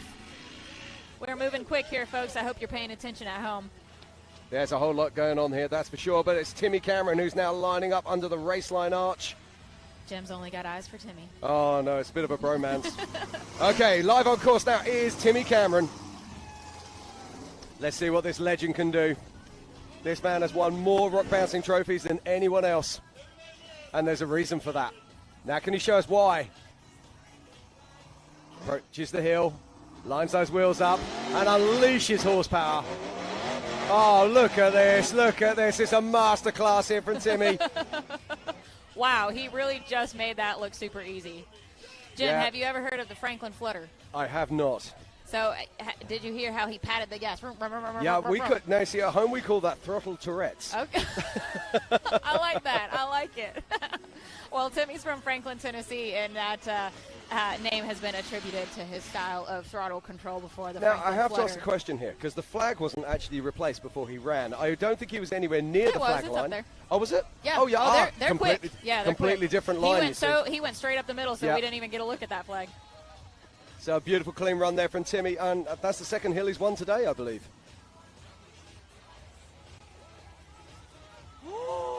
Whoa, guys. We've got some, are we sure of that, Taylor? That is a DNF from Tim Cameron because he failed to go around. There's a giant boulder up at the top of the hill. We actually were talking about it earlier, Matt and I. Timmy did not go around it, so that run does not count. Wow. That's huge. Now, that's huge. What could this mean for Wade? Exactly. Wade is back in the game. If he can get that vehicle fixed tonight. Oh, wait. Okay, wait. It might not be over yet. He said, oh, no, I'm not ending like that. Where's he? Okay. Okay, so Tim's going to do what DC did earlier. He missed a turn. He came all the way back down to the bottom. There's that boulder at the top. He's supposed to have gone around the first time. So instead of a DNF, he is going to go back, and his clock has not stopped yet. Okay, now that's interesting. For us, if we'd actually completed course, we would have our clock closed down. Did he go through the finish line, Taylor?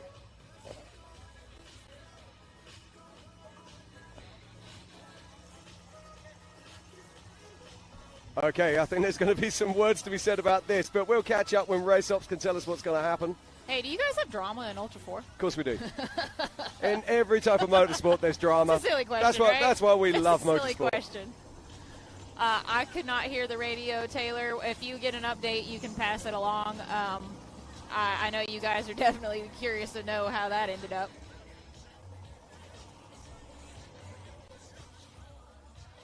Now, that's very interesting indeed. But, of course, we've just seen Jay put down a perfect time. He got a penalty, but he's going to be leading this because even if Timmy doesn't get a DNF, that's going to be a much longer time than Jay. So there's room here for Wade. It's not perfect. Obviously, he broke his vehicle earlier, but you never give up. The whole thing with any kind of motorsport, never surrender. You in it to the end. It's not over till it's over. Exactly. So he needs to get that truck back. He needs to get that clevis welded up so he can come back and play hard tomorrow.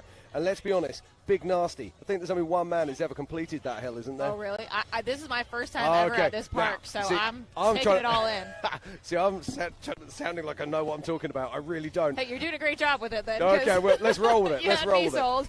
it. I believe that Timmy's the only person that's ever driven Nasty Girl. So, but oh, no. Nasty Girl has its name because Stephen Woolsey driving Showgirl was the first one ever to climb it, and that's actually how it got the name Nasty Girl. Okay, right. No, see, that's where I don't know. Yeah, well, I actually just learned that today from Clyde or yesterday. So. Okay, great. See, I was misinformed. So, yeah. Right, we can only surmise, but what I was going to get at is if Timmy has a bad run, and it does happen once in a blue moon, it can happen and Wade can put together the run of his lifetime, this championship is still wide open. Absolutely.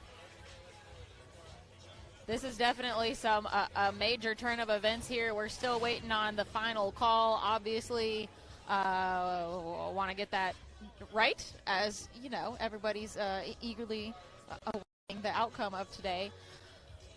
If you guys are just joining us, welcome to Hillside Live. You are right in the middle of some interesting, I don't really want to call it drama, but an interesting turn of events here. Now, am I right in believing that all the cars that are racing here this evening have had to qualify to be able to enter this event? No. Oh, okay. I was under the impression that to have achieved 200 points to be able to arrive at this event. No. Oh, okay, right. Not that I See, know of. More misinformation. Well, hey, if it is, I'm going to pretend that it's not because that would be part of the rule book I've never seen. So. Okay. I was chatting to someone earlier today, and they were saying to me that that's why there's 15 cars here, is because it's the 15 cars that have accrued 200 points during the race season to be able to get here. Okay. But more rumours. We'll find out. So. I'm listening to the radio. Yeah, I can hear that. We're just waiting there to find out what's going to happen to Timmy, whether he's going to be DNF'd or whether he's going to be allowed for that run to stand. Just to let everybody know at home know what happened there. So Timmy's gone out on course. He's laid down an awesome time, but he's missed a marker at the top of the course. Because he's missed a marker at the top of the course, in theory, it is a DNF. That means did not finish. So that would be a major drama here if that was the case, and it would blow the championship wide open once again. But the issue is that he went back up and finished. Is it standing? All right, Timmy did get a time. It's a 1:27.804, Taylor.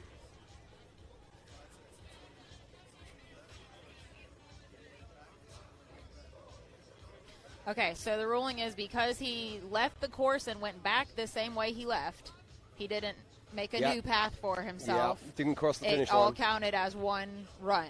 Yep, okay. So, luckily for Timmy, he realized his mistake and was able to backtrack, go back and turn around the rock that he missed the first time. Let me get this right. So Timmy actually laid down a 127 versus Jay's 102. I mean, he basically did the course twice. Yeah, Timmy just got a 127 after, running at least half of it twice. Yeah. And that's mad. Jay Stortz has the next fastest time, the next only time with a 93.1. Matt Holt is out on the course right now. And Adam says, yes, you do have to have 260 points to be at finals. To answer your question, obviously that is something that I have not paid attention to. That's up to okay. This point. So I got you, Bree. I got your you. answer. Look, we're all learning new stuff today. We are indeed. Right, now this is Matt Holt. Now, Matt was sat next to me only moments ago. He's now in his car, so he's not only an announcer, he's also a racer.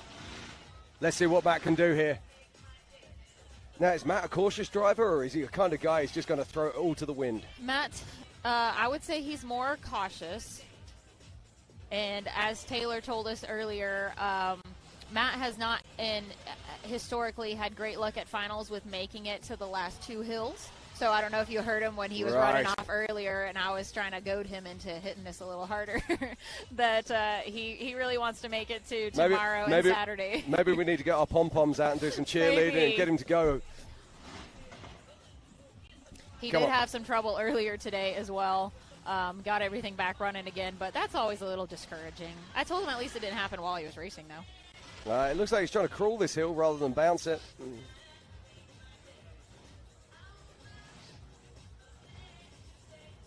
Yeah, he does have lower horsepower out of the others that are out here.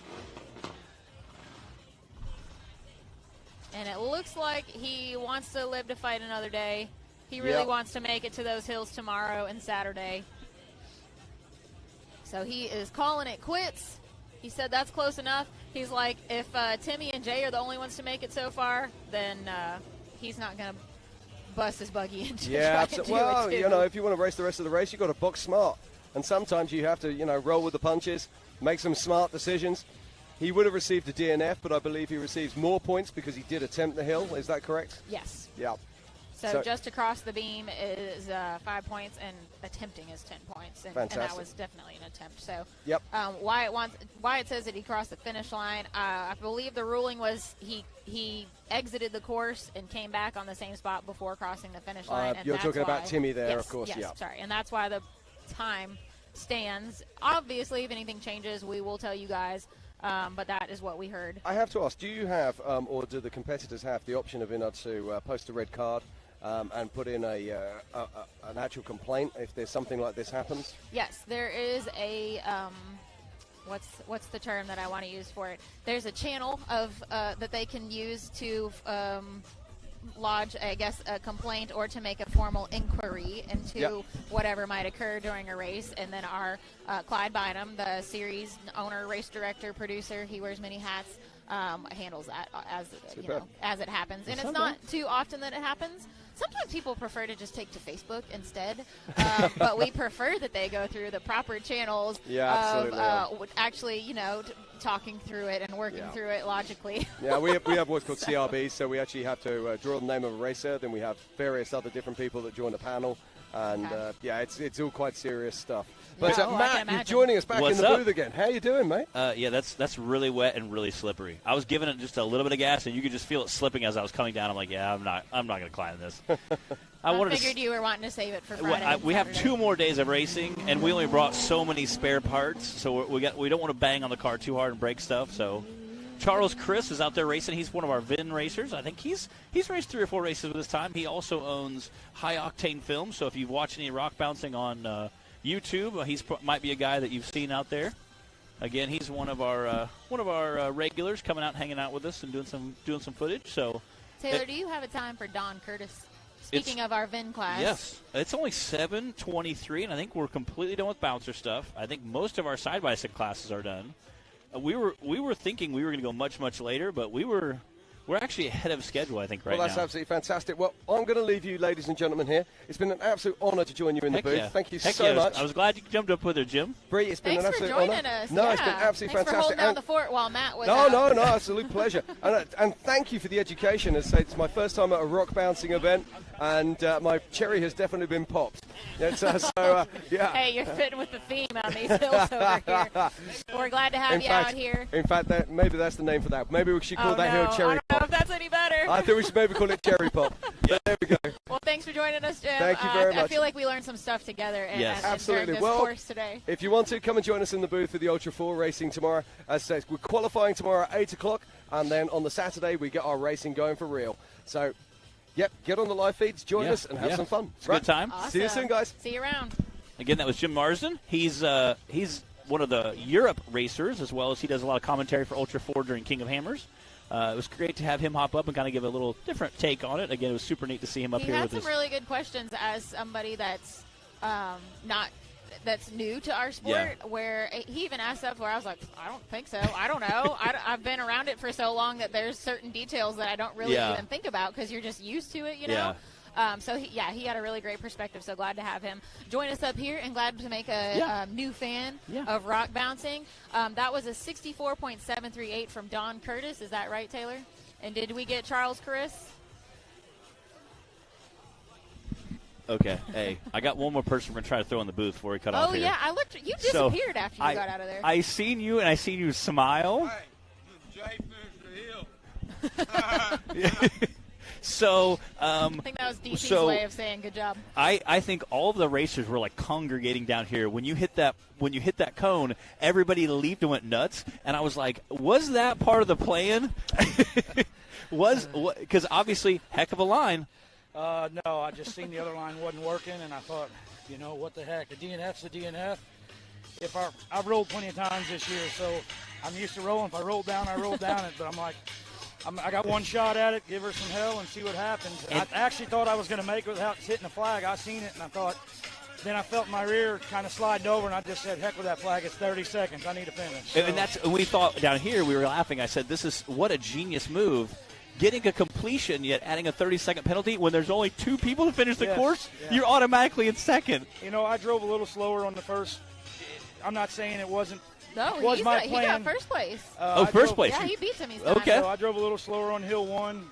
Coming into this is my third year racing, coming into finals, and not very often does over 5 or 6 buggies finish all 4 hills. Oh, yeah. So my mindset is finish all 4 hills. Yep. Tomorrow we got the staircase. Saturday, Nasty Girl. It's going to be tough, but I think you have the horsepower. I'm fighting for. I need to get in that top 5, and that's what I'm fighting for. Well, coming in first place on a hill is definitely a great way to do it. So that helps. 50 points helps. Yes. So we'll see what happens. It's nice to finish a hard hill that a lot of people didn't finish, and I need that motivation. The buggy deserves to be on the podium. I just need to get it there. It's on me. Yeah, so. You could hear our microphones like echoing as you were revving it up. I was like, yeah, that's a bad buggy. Yeah, so I appreciate everybody that helps me out, man, and everybody stands behind me, comes, follows me.